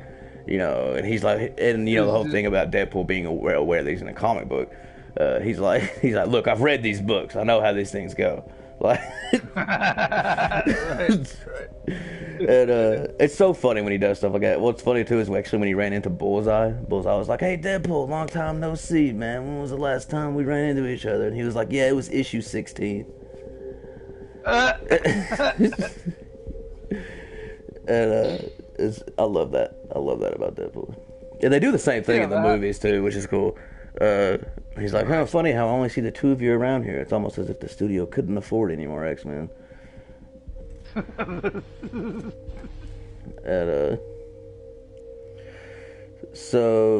what's funny is, see, in the 90s, there was a huge thing in Spider-Man comics called the Clone Saga. It's the Clone Saga of Spider-Man. It's one of my favorite Spider-Man stories ever. Right but on. But at the same time, it's a bit of a dumpster fire. What does that mean? It's just too convoluted with the clones. Like, they're like, basically Spider-Man gets cloned, and it's a whole bit like, to this day, no one really knows who's the real one and who's the clone. Oh fuck. Yeah, dude. Like, I've spent a stupid portion of my time trying to figure it out. So I have like evidence. Could be possibly a clone. Yeah, I have a lot of like evidence in a folder on my phone, trying to like figure out who's who. The research is real. Yes. But when he finds out that she's not a clone, Deadpool's like, whew, thank God. He goes, my readers would impale me if I had a clone in this book. And everybody's like, what are you talking about? Like, what readers? Right. Like, what book? Like, this is reality, man. What the hell are you talking about? Yeah. Right.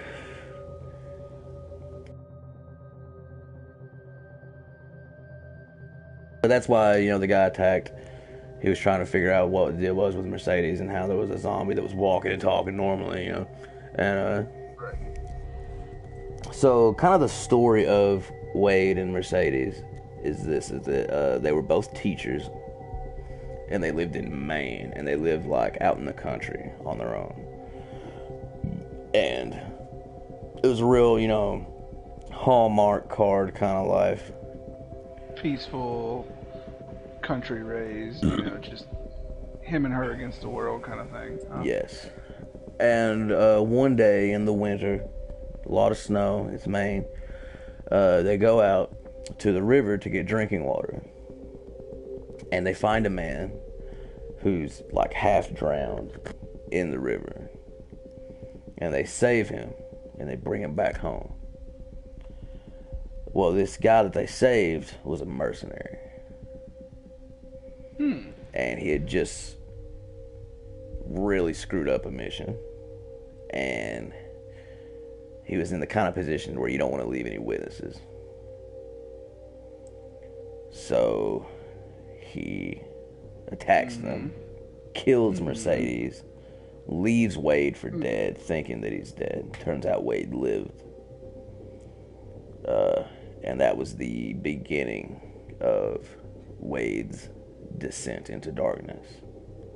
Right. So just a random like kindness to a passerby ended up. Yeah, that sounds pretty Hallmark too. But at the same time, it is got a tragic ring to it because that sucks. Yes. Hey, let's go help this guy. Oh fuck! Now we're dead. Right. So, so Deadpool and Mercedes go to the Hell House to try to see if they can find out any leads on exactly how she got brought back to life.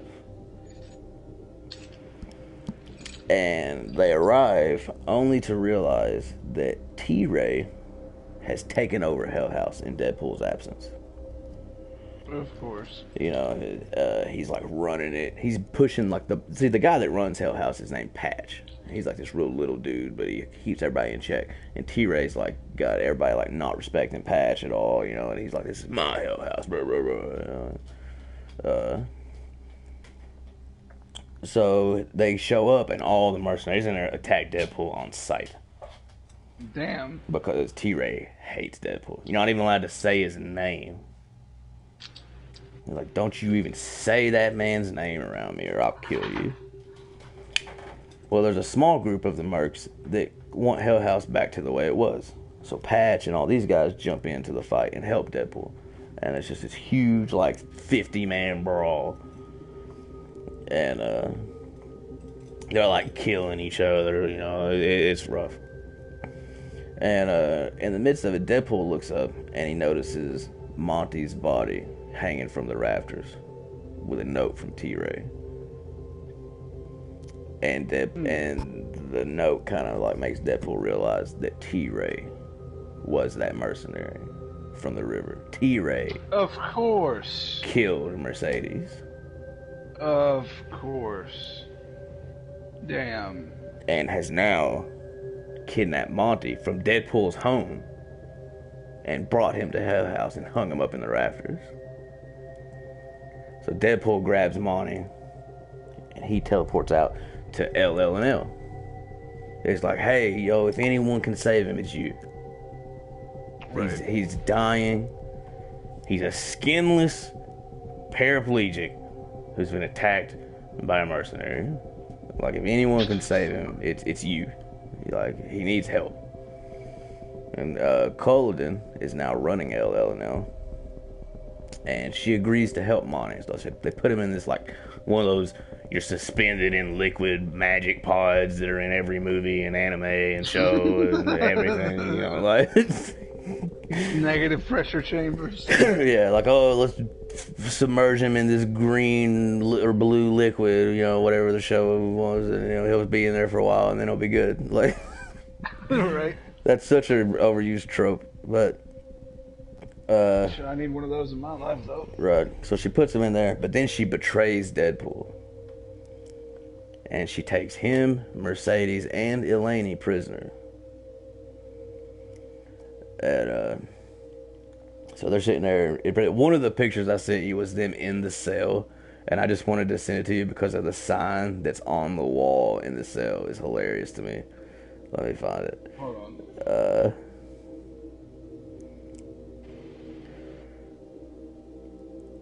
It says, "You have been incarcerated. It's time to consider your behavior, possible transgressions. Have you placed your well-being above that of the company? Have you tarnished the image of the company? Have you murdered your overboss? Are you Are you happy?" Oh, wow. Yeah, I thought that was great. I love that dialogue, too. He's like, there's that overflowing Germanic compassion you hear so much about. You girls all right? And Mercedes says, "Aside from being manhandled like common criminals, yes. I thought you said that Zoe person was a friend." And he goes, "Yeah, well, once I said Vanilla Ice was hardcore. Sometimes I'm a poor judge of character."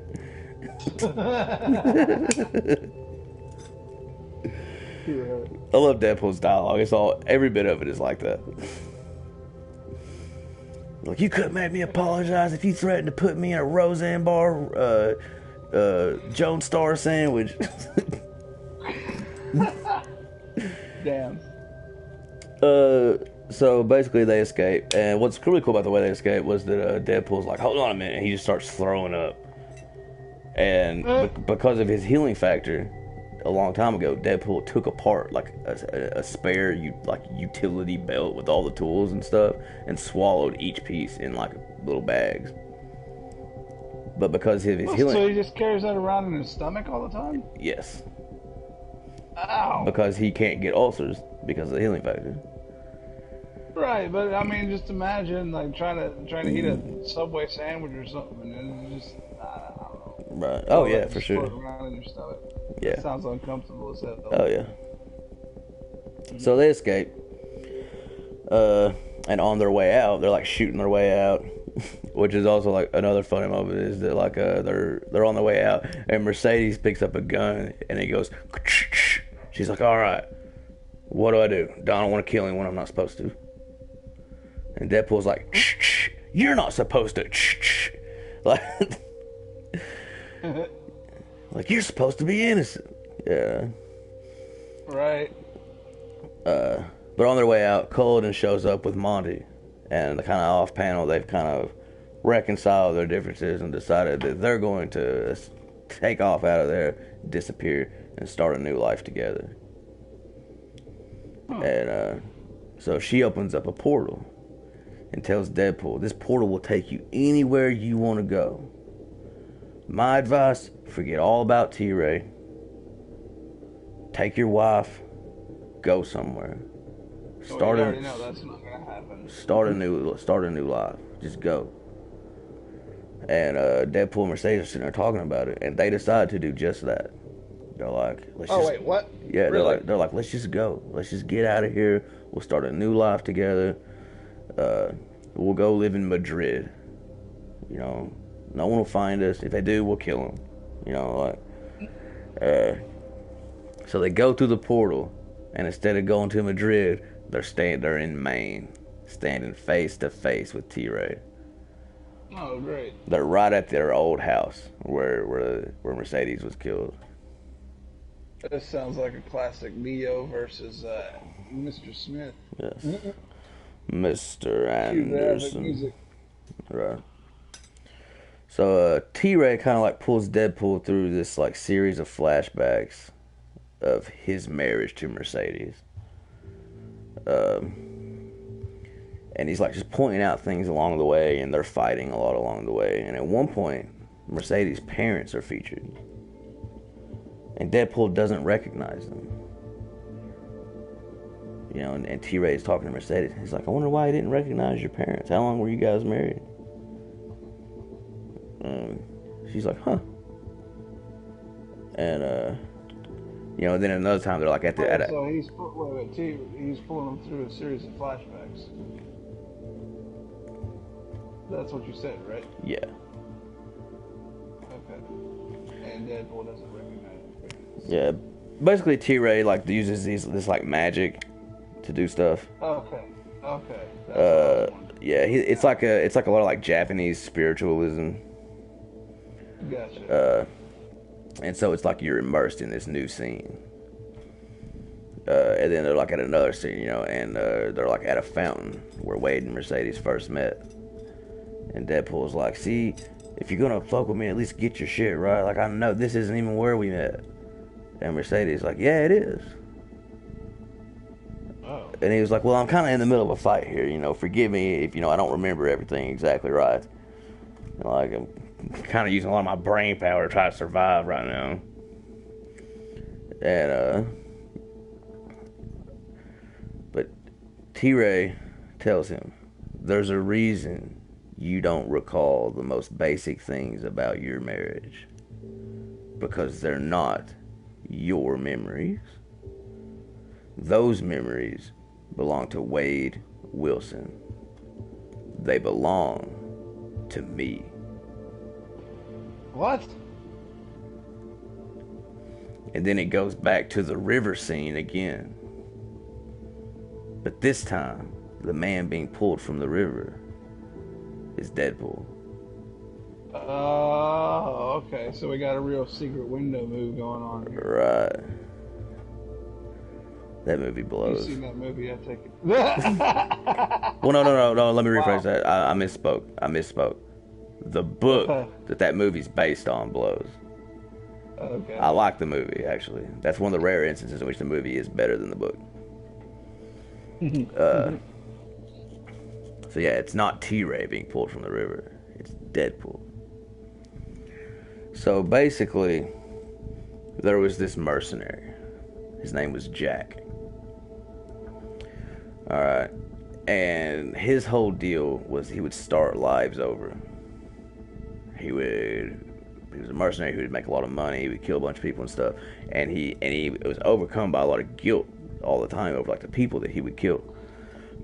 So he was psychotic and he would steal an innocent person's life and become them using like plastic surgery, using technology, holographic image inducers. Sound familiar? Yeah. You know, all that stuff. And so Jack is the mercenary. And Wait, what? Jack is the mercenary. He's the mercenary that was pulled from the river. Okay. Well, I thought you just said Deadpool was the one that was pulled. Just listen. Alright. So Wade Wilson and Mercedes Wilson pull this mercenary from the river, and they save him, and you know, like he's living with them, and he's talking to Wade, getting Wade to open up about his life. Tell me everything about you. I love your life here, and he's very convincing. He's a very charismatic guy. You know, he's like, tell me about your life. Tell me your secrets. Tell me everything about you. And then one day, as Mercedes is going out to the store, he decides, I'm gonna kill Wade. We're gonna burn the house down. There'll be 2 bodies found. One dead, one badly burned. Our builds are similar enough. I'll just slip right in.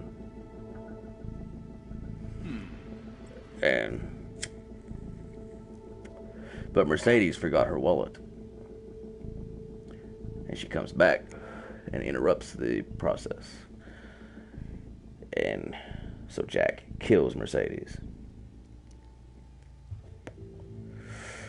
And there's a big fight between Wade and Jack. And basically, he leaves Wade and Mercedes both for dead. Takes on the name Wade Wilson. And later, after he gets cancer and becomes part of a Weapon X subject, takes on the name Deadpool.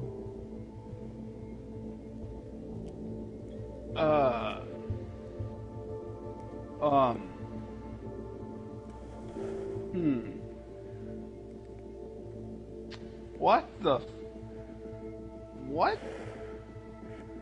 Yeah. No way. So Deadpool. Deadpool's not even Wade Wilson. No. T-Ray was Wade Wilson. Oh, dude, you gotta be shitting me.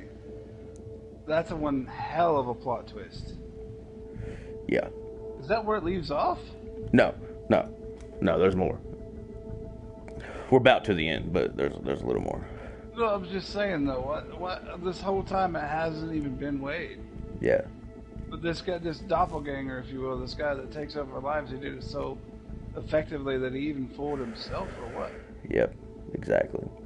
Because he's insane. That and the Weapon X probably messed up his Right. base members before all that. But even before Weapon X, he was still rolling around as a mercenary named Wade Wilson. So that explains how somebody from the simple, living a simple life becomes a mercenary, because it's not that person living a simple life. Right. But T-Ray is also a mercenary. Well, yeah, but he had good reason to become a mercenary. Exactly. When he pulled himself out of the snow, he vowed, he was like, I'm done with my old life. I'm done being even a decent person.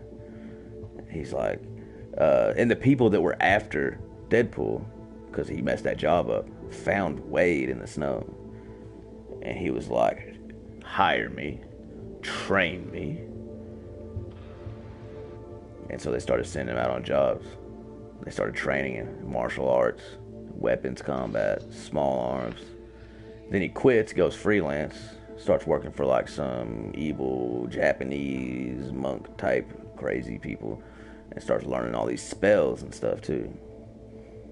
And then he tracks down Deadpool at Hell House and starts just living a merciless life right there alongside Deadpool, hating him every day, biding his time, waiting for the moment to strike. Right, I'm surprised he didn't try to kill him way sooner. Right. But his whole thing was like, he knew that Deadpool was trying to become a good person, become a hero. So he was like, I'm gonna wait until he really thinks that he's worth a fuck, and I'm gonna rip it all away from him. Add a little bit of salt and bitterness to that, huh? So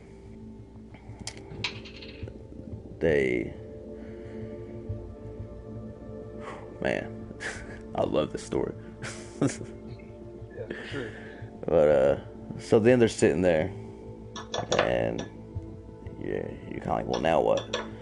T-Ray revives every single person that Deadpool has ever killed from the dead.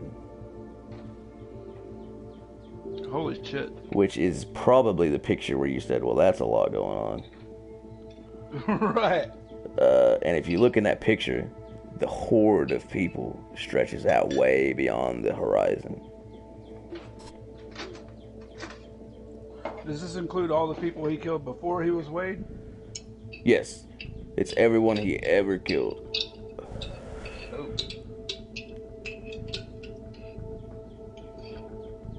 And they're back for revenge.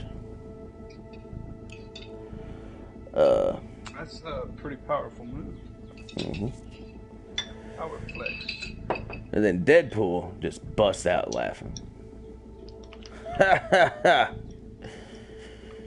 He's like, you think you broke me? And he looks at Mercedes and he says, to you, I'm truly sorry. What I did to you will always be a hole in my soul.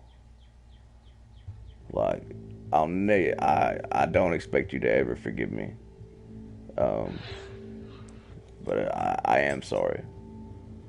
And then he looks out to like the horde of people and he's like, and the rest of you fucks. He's like, you can all go back to hell. He's like, I'll never apologize to any of you. And so, and he tells T-Ray, he says, look, you haven't broken me. He's like, I'm a piece of shit. You think that's news to me? It's not.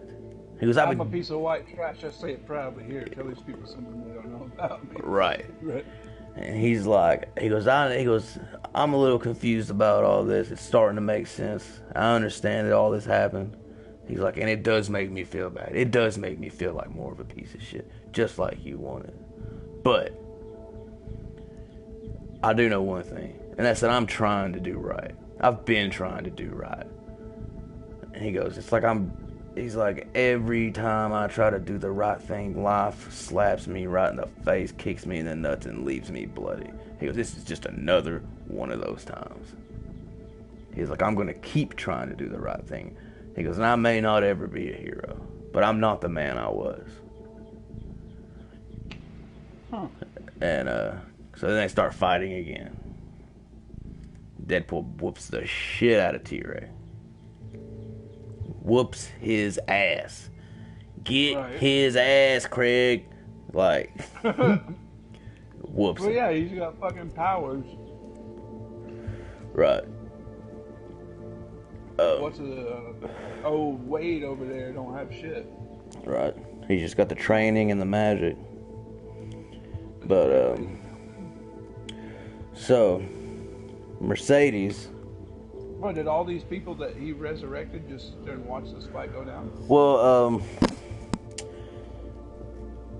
basically what happened was T-Ray gave Mercedes some of his power, and he offered her the chance to kill Deadpool. Oh. And instead, she used the magic to put up like a barrier and let them fight it out. And then she like breaks up the fight after T-Ray's been whooped. And she's like, "That's it. That's enough of this."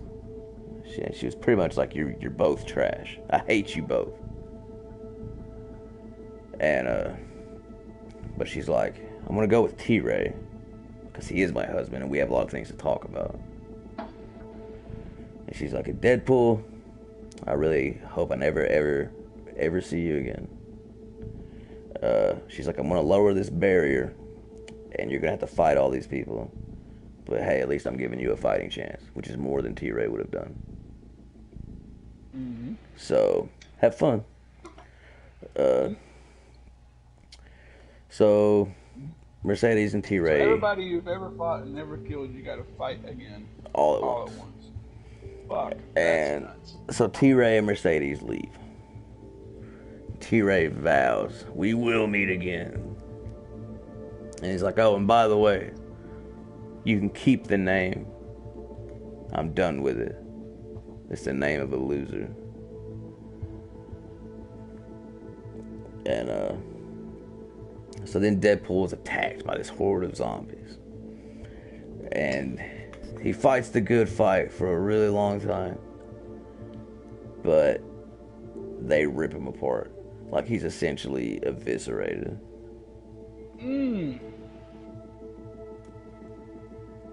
As in, like what I alluded to before, cut into 1,000 tiny pieces. Yes. And he like blacks out. And he wakes up. When he wakes up, Lady Death is standing before him. Shit. Last week we went over this. I don't know if you're aware of Lady Death at all? No. Okay, in the Marvel universe, Death is a person, a being, and she's a woman. She's Lady Death. Thanos is in love with Lady Death, which in the comics is why he does all the things he does, which is why Thanos kills half the universe in the comics, is to impress Lady Death. Like, he frequently, like, shows up and he's like, "I brought you this bouquet of comets. Each one pulled from a solar system. Each solar system had inhabited worlds of at least 10 million people, and I killed them all. Damn. As a token Okay. for you. But Lady Death hates Thanos.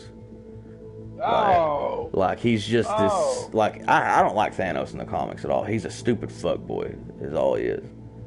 Like, I love Thanos in the movies. He's so much better of a character. I'm so glad that they changed Right. it. Like, Right.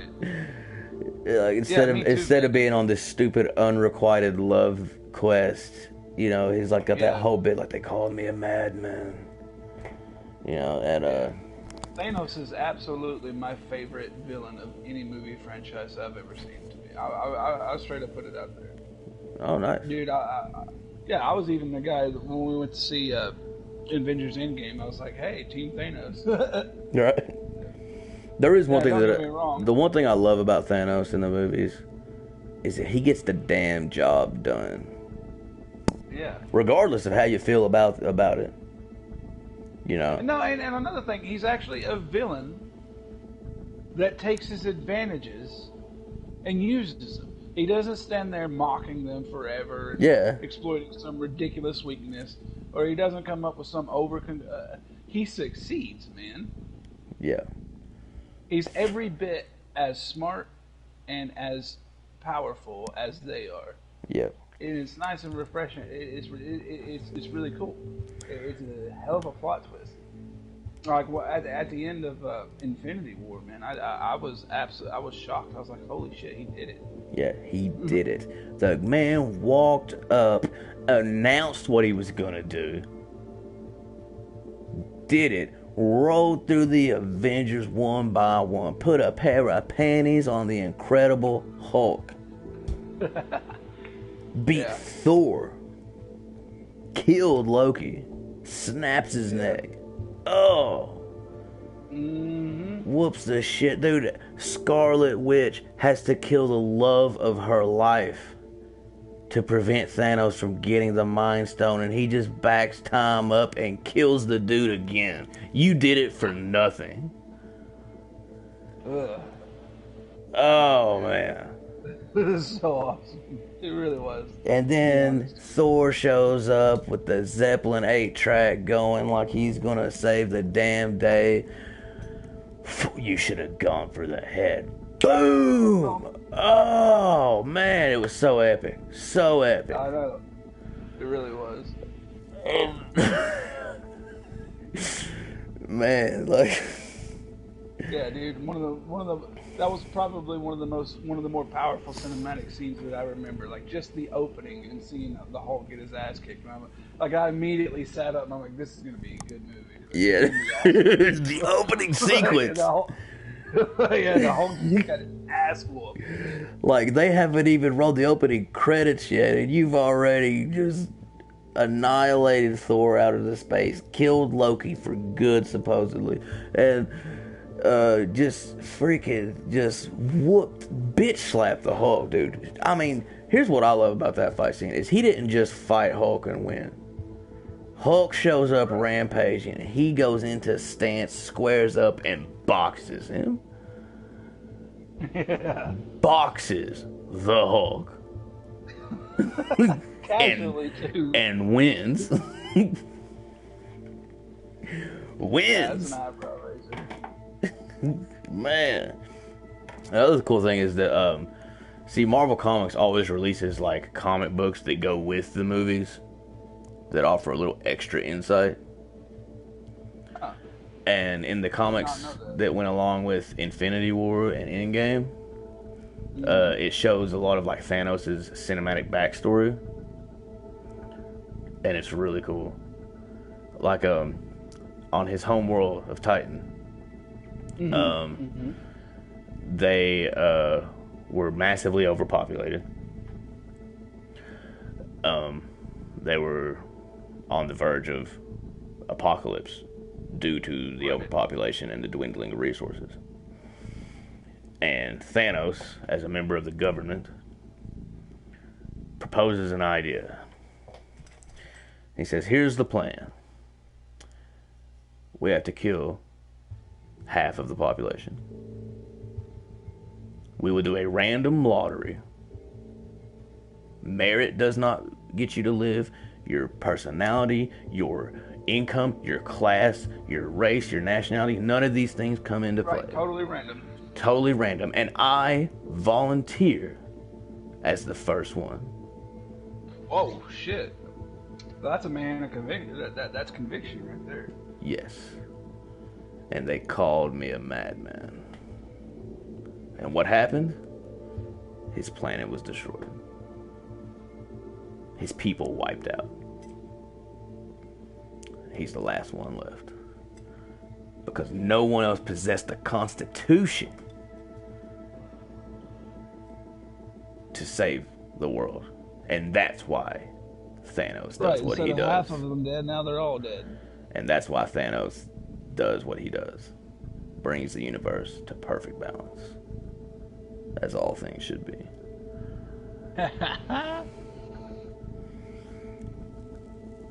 But anyway, and like I said, in the comics, he's a stupid fuckboy who's in love with Death. And Lady Death is in love with Deadpool. What? Because Deadpool can't die. Interesting. And like Deadpool has been close to death so many times, and she's like, and when he's close to death, they can communicate with each other, and they've developed a relationship over the years. And before the healing factor, he was always like, when I die, we'll be together, and we'll be together forever. And then he gets the healing factor, and that goes kaput. Right. So now they have this kind of on-again, off-again relationship, basically in the moments where Deadpool is very close to death. So Deadpool is eviscerated by these zombies. And he wakes up, and Lady Death is standing before him. And he's like, so this is it, huh? After all of these years, finally, the big dirt now. And she's like, unfortunately, no. Damn. She's like, you were only 99% dead. And it's going to take about a month for your healing factor to heal you.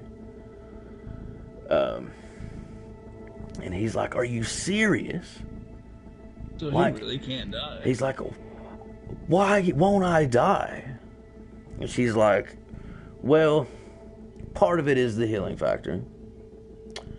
But another part of it is that the big boys upstairs took a vote and they decided that you just haven't suffered enough. And he's like, are you shitting me? I haven't suffered enough? She's like, oh no. She's like, the suffering you've seen so far is nothing compared to the suffering to come for you. It is nothing. They will write Greek tragedies about the shit you go through. And So this guy's a real Dante, huh? yeah. She's like, it's all part of your redemption arc. And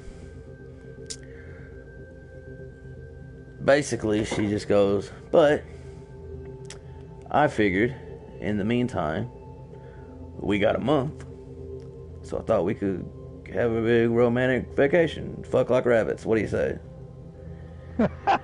He's like, let's roll, babe. And he goes, but it's been a long time for me. Don't be gentle. She's like, don't worry, I won't. That's crazy, man. That's like that's the ultimate. That's the ultimate shagging. Yeah. Death herself. Yeah. And that's it. But no, man, he's not even Wade. Like what? Oh, Right. What the hell, man? Yeah. He does keep the name. Right. I mean, is there any other further stories on what happens to the real Wade? Like, does he just go back to being peaceful, or what? I doubt it. I honestly don't know. Not to mention that his wife is an undead. Right. I've seen Deadpool comics after this, but I've not really like read them extensively like I have these. So I would say it's safe to assume that T-Ray makes another appearance, but I don't really know. Yeah. Well, here's the thing: is Wade in the cinematic universe? Is he also not Wade? Well, the only as far back as we have seen is his time as a mercenary before the powers. Which in the comics, he was Wade during that time. We haven't seen far back enough, so we don't know. It's still open. That could still happen. But it could also not happen. Yeah, I really need to go watch Deadpool 2. Yeah, so I mean, like, we get like him as a mercenary, and we get his relationship with Vanessa, the prostitute, and they get together and all that. And all that is in the comics. Like, that's all very comic accurate. And the whole thing with Weapon X and Ajax and all that, you know, I mean, they're sticking pretty close. But really, there's no way to know. We'll have to wait for further Deadpool movies to figure that one out. Right. Hell of an ending, though, man. Hell of an ending. Yes, I love that story. It is so good. You know what, man? Nothing at all that I've heard about this entire arc even gave me a single hint as that he wasn't the original Wade. I know, right? Dude, when I read that, I was like, are you kidding me? Like, dude, when I first read that comic, I was alone, and I just, like, stood up. It was like I was looking around for somebody. I'm like, can you believe this? Like, oh, dude, how tempting was it for you to tell me why they hated each other? oh, man, I wanted to. So like, bad. Why in the world did they hate each? I asked the questions that needed to be asked. Yeah, dude, I was like, man, like, he asked it. Like, dude, I was like, you're gonna have to wait 2 more weeks. Like, right. yeah, man, it's an awesome. I love Marvel. Yeah. I love Marvel comics. I really do. I like DC comics. Don't get me wrong. I do like DC comics. I own several. I've read a whole bunch of them, same as Marvel. And honestly, dude, like for a while, I was reading a lot of DC comics on the app. Yeah. And then one day I was like, dude, fuck it, I'm getting the Marvel app. And so I got it, and I haven't been back on the DC app since. Right. I was like, dude, their story writing is probably just better. Dude, the content is so much better. It's so much better. And that's just my opinion. You know, everybody's different. There are people that prefer DC to Marvel. But man, like Marvel is just, to me, you can't beat them. You cannot beat Marvel. Marvel Comics tells stories better than anyone ever. Ever. Homer ain't got shit on Stan Lee. Nice comparison. I mean, they're awesome stories. I feel like we just went on an odyssey, man. Like, right. And I'm usually, dude, I'm usually really good at discovering plot twists or predicting plot twists, as you remember from our Stargate time. Like, I got a knack for it. I didn't see that one coming. Not even close. I've been watching a lot of stuff with you, and you'd be like, "Oh, that guy's gonna die." Like, I'm like, "Damn it." Yeah.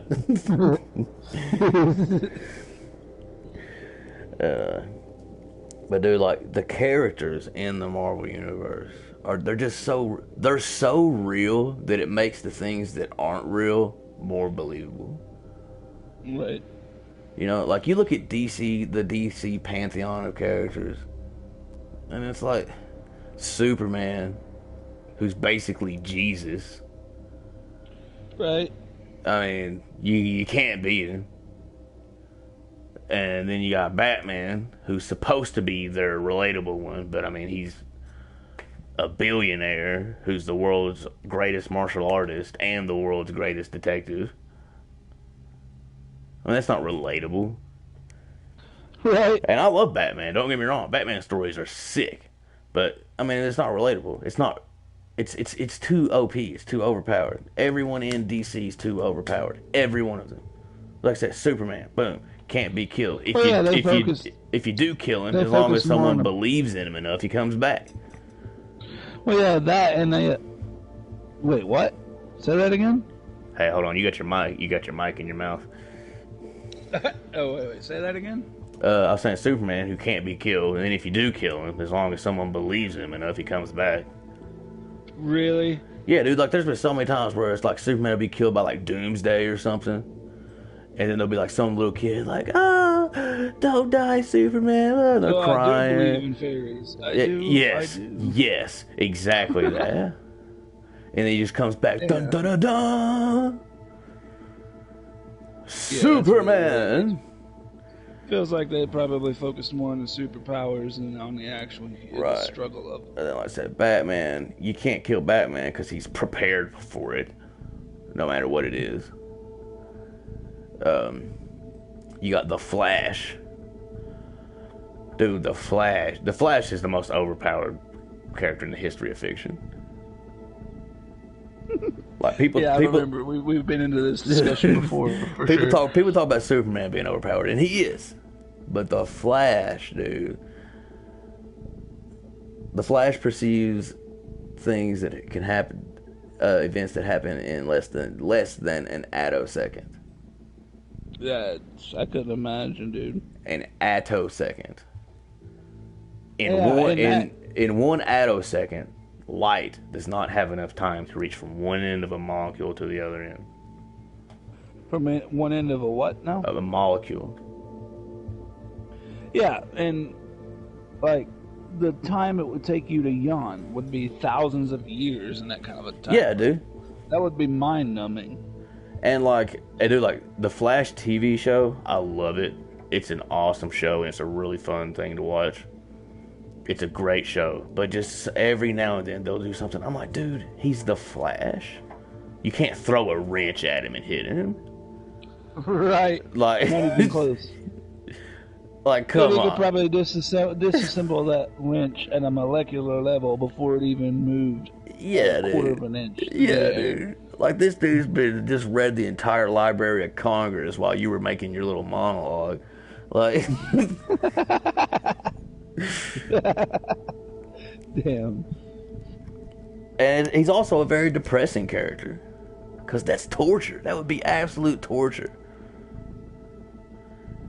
Well, he has the ability. Hopefully, it's not always active. No, Can it you is. imagine? The Flash does not just run fast. So if it's always active, in essence, you're meeting a person that's hundreds of thousands of years old. Yeah. Basically. From his perception, He's yes. From his perspective, yeah. Because see, in the my Flash's God. perspective, he's moving at normal speed. Oh. Everyone else is just standing around. Dude, could you imagine though? Like, seriously, when you get down to the mathematics, it would be all right. Let's just say that his perspective of time moves normally. That would be like you or I walking into, say, a bank, and the people that are standing there. It would take the cashier 100 years to hand a customer their change. Could you imagine walking into a place and 100 years later, one transaction has occurred? Dude, that would be nuts. I would have lost my. No, there's no way he's sane. Yikes! I mean, a conversation like this podcast would probably take thousands of years. By his perspective. Here is a text. So it's one time Morcat and I got into a debate on who was faster, the Flash or Quicksilver. Oh yeah. And this is the text that I sent Morcat. Well, actually, it's two texts. The first one, it starts out with a quote by the Flash. He says, and he's talking to Superman. He says, "I can think at the speed of light. I can perceive events that happen in less than an attosecond. I can run faster than time. You want to know what I see when I run across the country, Superman? I see everything and everyone.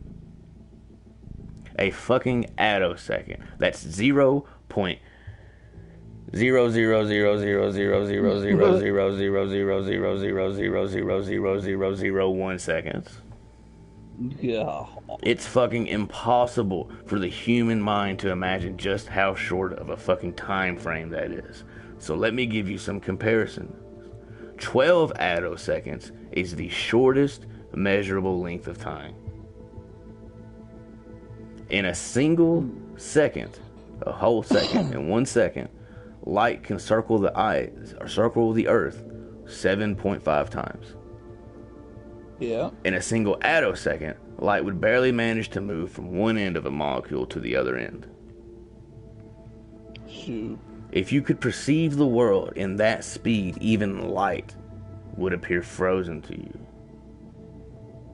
1 attosecond is to 1 second as was what the size of an atom is to the entire planet times 100.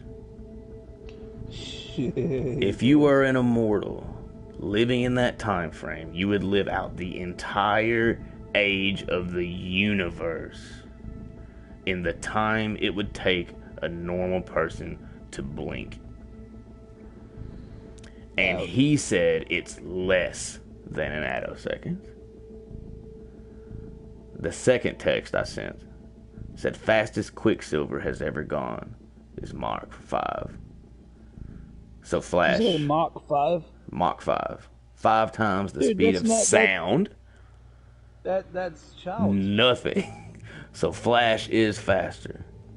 However, if the Flash were to enter the Marvel Universe, meaning that he would not have access to the Speed Force, which is a cosmic force in the DC Universe, then Quicksilver would be faster, because Quicksilver's speed comes from his mutated cells. So naturally, Quicksilver is faster than the Flash. But because of the laws of physics and the cosmic force that is the Speed Force in DC Comics, the Flash dwarfs his ass. Right. You know, there's one problem they have with the Quicksilver though too, and that one of the scenes I have issue with, and scientific continuity wasn't used here, which, of course, it's kind of hard to do that and have a story. But, like, for instance, there's a scene I remember seeing, like I believe the building was exploding and he got all the people out of it, right? Mm-hmm. But as quickly as he was moving, think about it like this. The blast wave coming off of an explosion is typically in the neighborhood of 15,000 to 20,000 feet per second. Very, very quick. That blast wave is so quick that when it hits your vital organs, it basically liquefies them in turn and kills you pretty much instantly. He is moving faster than the blast wave when he catches these people. So scientific continuity would tell you that he would literally just rip these people into pieces trying to pick them up that fast. That's like the whole thing about like Lois Lane falling from like an airplane and Superman swooping up and catching her instead of cutting her into 3 equal pieces with his arms. Right. Yeah, yeah, for sure. Like if you touch somebody moving that quickly, you're going to go right through them as if you were a projectile. And see, a very fast projectile. And that's what I like about like in Marvel Comics, those types of things happen. When Spider-Man shoots the web line to save Gwen Stacy, it snaps her neck. Because it's moving so quickly. Yes. Right. Whiplash and all those things exist in the Marvel universe. So, that was one hell of an ending there, Benicio. But yeah, hey, before you announce these, when I'm assuming we're towards the end of this? Yes, we are essentially done. We're just kind of winding down now. So before you announce the winners, though, I'm going to have to hop off of here and see a man about a dog. Alright. So, yeah, if there's anything else you want to conclude with me. So are you jumping off, or are you coming back? Or are you done? Yeah, I'll be jumping off for a good little bit here. Okay. Well, I'll go ahead and wrap things up while you're gone. But yes, that's... there is one thing I should say. Huh. We are starting a new series next week. A 4-part series, again, on the Black Panther. Ooh. Have you seen that? Have you seen that movie? Yeah. Bits and pieces of it. It's on Disney Plus Not if you want to if you want to brush up. Hey, I might actually do that. I was watching But yes. Civil War earlier, so. And the third part of that series, I'm calling it the Giant Size Special. It's going to be relatively long compared to these ones we're doing, and it's going to have a crossover where this Black Panther story arc is going to kind of enter into Deadpool's life after the events we just witnessed. Nice. I'll try to remember that. Awesome, man. Well, thanks for coming on, man. Glad you could make it. Oh, yeah. Always, man. I'll be here for the next time, too. Just let me know. Not a problem. Yeah, have a good one. Peace. So, if you're still listening to us, now is the time that I'm sure some people have been waiting for. Now is the time to announce the winners of the Deadpool giveaway, because this is the conclusion of our series. I have entered the names into a roulette wheel spinning app, and it will randomly choose 2 people from people who have commented on the Deadpool discussion videos we've been doing. And the winners will receive 1 of 2 free Deadpool-themed iPad cases. Alright, and here we go. The first winner is Cat Plays It. KATPLAYZIT. If you're not on at the moment, I will be replying to the comment that you left, letting you know that you won. And the second winner is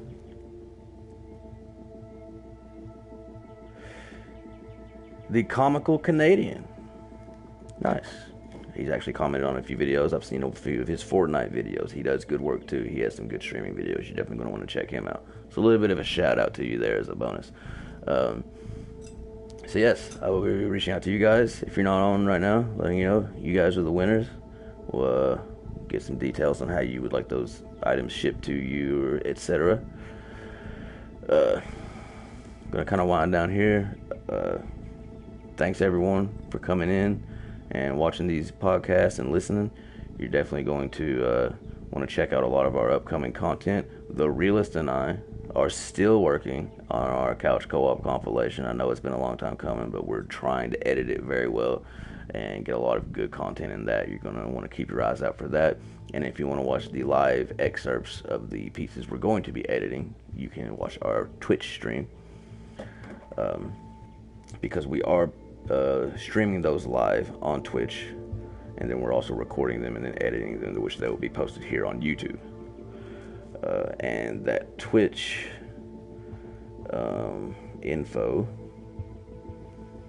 if you would like to find that channel, is story_mode_official. I'm also doing some Let's Plays on Little Big Planet 3 on our YouTube channel, which is Story Mode Live Gaming. You're also going to want to check back in here next week, as we are starting a brand new series, the Black Panther discussion series. We're going to be discussing the Christopher Priest late 90s, early 2000s run, which is also a bit of a Marvel Knights run on Black Panther. It's a really awesome story. I love Christopher Priest. He's a great writer. And I love Black Panther. He's a great character. And we're probably just going to have a few more videos along the way of us doing some different stuff, some Call of Duty Warzone, some Titanfall, just different stuff. But thanks again. Loved having y'all on. Love doing these. Make sure you check out any of our stuff if you want to find our YouTube channel. Once again, it's Story Mode Live Gaming. If you want to, we also have a Twitter page where we put links to all of these videos, and also have a few other things. It is at @storymode_live. Once again, the Twitch stream is story_mode_official. If you have any suggestions, if you have any things that you want to see us discuss and go over on these podcasts, you can reach out to us on any of those avenues, or you can email us directly at storymodegamesofficial@gmail.com. We have, the Realist and I have access to all these things at all times. It's on our phones. I can easily swap back and forth between that email and my personal email. Like, we regularly check those emails. We regularly check those comments. We love interacting with you guys. We love engaging with you. We want to see how you guys are liking the content. We want to know what kind of content you guys are wanting to see.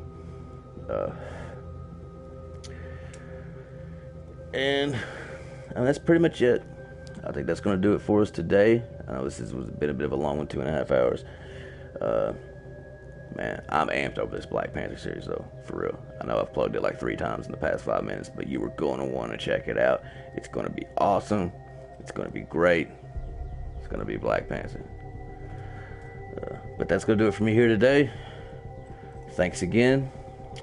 And as always, press start.